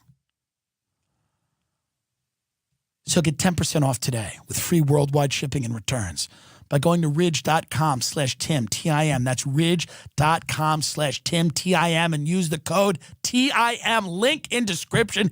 Get a hygienic, sleek wallet. Super important. Go to Drudge. There's a few funny articles. Henry Kissinger writes an article, Pandemic Alters World Order, which is, just one of the, it's like, we need, and there's an argument for this. I mean, Kissinger, of course, is a war criminal. He's grandpa genocide. But he's like, we need more global cooperation to defeat these types of pandemics. Potentially. I also think it was probably not a good idea to have everything built in other countries because corporations didn't want to pay their workers. So now, look at the percentage of medicine that's made in China. This is jarring. This is the percentage of pharmaceuticals that are made in fucking China. Okay? American pharmaceuticals made in China. Go to which medicines are made in China. I'm telling you. Go down. Here's what's made in China. Okay? Drugs for blood pressure medicine, Alzheimer's, Parkinson's, epilepsy, depression, So much shit. Dude, ibuprofen. Go to ibuprofen, how much of that they make in China. Dude, so much of the over-the-counter medications and even serious medications that people need are made in China. And this is the problem when you outsource everything. If you have a war, if there's a supply chain breakdown, you cannot get the types of medications that you need. Last month, the U.S.-China Economic and Security Review Commission held a hearing on the United States' growing reliance on China's pharmaceutical products. 97% of all antibiotics in the U.S. came from China. 97% of all antibiotics come from China. Centralization of the global supply chain of medicines in a single country makes it vulnerable to interruption, whether by mistake or design. If we're dependent on China for thousands of ingredients and raw materials to make our medicine, China could use this dependence as a weapon against us at any time. So even if you don't care about workers, you don't care about wages, you certainly care about your kids getting medication. You certainly care about, and 97% of all antibiotics. And there's other stuff too. So, I mean, this is part of the reason that I think that it's kind of a fantasy to suggest. I do think you need global cooperation to defeat pandemics and threats of that nature. But I think it's this, globalization, which is truly just this financial system that has, primarily benefited wealthy people or benefited people in certain industries, and has decimated large swaths of the country and a lot of workers. That system is the system that allows a lot of essential products to be made in labor markets where the labor cost of producing those products is the lowest. And that becomes a problem. It becomes a big problem when you can't get those fucking products. So, Henry Kissinger goes out there with an op-ed and he's like, well, we need, we don't want to put up more walls and we don't want to, but it's like, hey, buddy, so here, so we go down here to my favorite paragraph, go down a little bit. He goes, leaders are dealing with this crisis on a largely national basis, but the virus' society-dissolving effects do not recognize borders. While the assault on human health will hopefully be temporary, the political and economic upheaval it has unleashed could last for generations. No country, not even the U.S., can in a purely national effort overcome the virus. Addressing the necessities of the movement must ultimately be coupled with a global collaborative vision and program. True, but some of the economic upheaval are going to be people going, we're living in a fucking system that doesn't work, Henry. We're living in a system that's not fucking working for anybody. Some of the economic upheaval is going to be people kind of waking the fuck up. And he's like, we need a global collaborative vision and program. How much do you want to bet that global collaborative vision doesn't include anybody that makes under, $10 million a year? How many people are going to be collaborating that aren't millionaires? Not many. I understand that you don't want to be an isolationist country. The Fox News people that just keep yelling China over and over again. Trump is so good. He knew, because what the left should have done is when he said it's the Chinese virus, the left could have said, hey, man, we don't care what you call it. We should have had tests. Why didn't we have tests? That's and that stops that doesn't give him, but the left has to write all these op-eds about like, stop calling it the China virus. And then, so Trump and now they're in a tit for tat about what you call who cares? Why didn't we have tests? Why are you bragging about the ratings on a press conference? But, everybody just falls for it, man. And if you're old enough and you're smart enough, you simply realize that these political solutions are not going to work. And you just hope to God for science. You pray that somebody smarter than anybody that we know is going to figure a way out of this. Because the people that are tasked right now with solving this problem, they don't have a clue. I mean, Jared Kushner, he doesn't have a clue. I mean, it's just good luck. But keep doing what you're doing. Keep getting through it. Keep calling people every day with bad news. It makes you feel a little better. Keep calling them. Wake them up with it. Oh, sorry, did I wake you? Well, you got to hear what I read. Gotta hear what I read. There's a study coming out of China right now that says rats that get coronavirus grow to 6 feet long. They're eating dogs. They'll be here soon. Anyway, have a good day. How you holding up? Everybody's calling you now. They're saying that. How you holding up? How are you holding up? As soon as they say that, ask for money. Oh, good. Can I get a thou? Can I get $1,000? I'm doing good. I love $1,000. I love 1,000 cash, please. I want to buy some masks. You know? But I mean, you know, we had a lot of fun on the Patreon. Not to plug the Patreon, but the Patreon episodes are really funny. Really good. You know? I mean, we do try to put work into them. We don't ask you to pay for something that sucks. We do try to put work in it. What we try to do with the Patreon episodes, they're audio only, but we drive around. We try to drive around, and it's funny, and I have a little bit of a different vibe. When I'm driving, I feel free. I used to love to drive. I used to love to blow a few lines of cocaine up my nose and drive my dad's Mitsubishi Galant until I smashed it into that into the car with some grandmother, but she lived. She lived enough. So grandmother with the kids, I got her head on. I made a left turn from the right lane and ruined her day. Smacked my secretary's head on the dash. She lived. She's a big woman. But I used to love to drive. The freedom of driving with nowhere to go. Just driving through the wasteland of the culture. Just driving through the pandemic. Seeing the boarded up storefronts. Seeing the people looking at you from their houses, wondering if you've come to take what they have and make it yours. Looking at the suspicious people and the scared children and the pets that don't quite understand what's going on. Looking at the shuttered bars and performance spaces, seeing the Comedy Store with the very fucking spooky sign that doesn't have any names on the marquee. It just says stay healthy. Something you'd find in an apocalyptic film in a deserted town when you were trying to figure out what the hell happened. We're living in a movie, folks. We're living in a movie, and you're in the movie. You're in the movie. I don't know for how long. I don't know how long I'll be in the movie. That's the fun about the movie. We don't know when and if this ends. We're all filled with uncertainty, and we're concocting stories and ideas in our head to try to make it okay. We have to. We're pattern-seeking creatures. We want justice. Enter the QAnon people. We want explanations for why this is happening.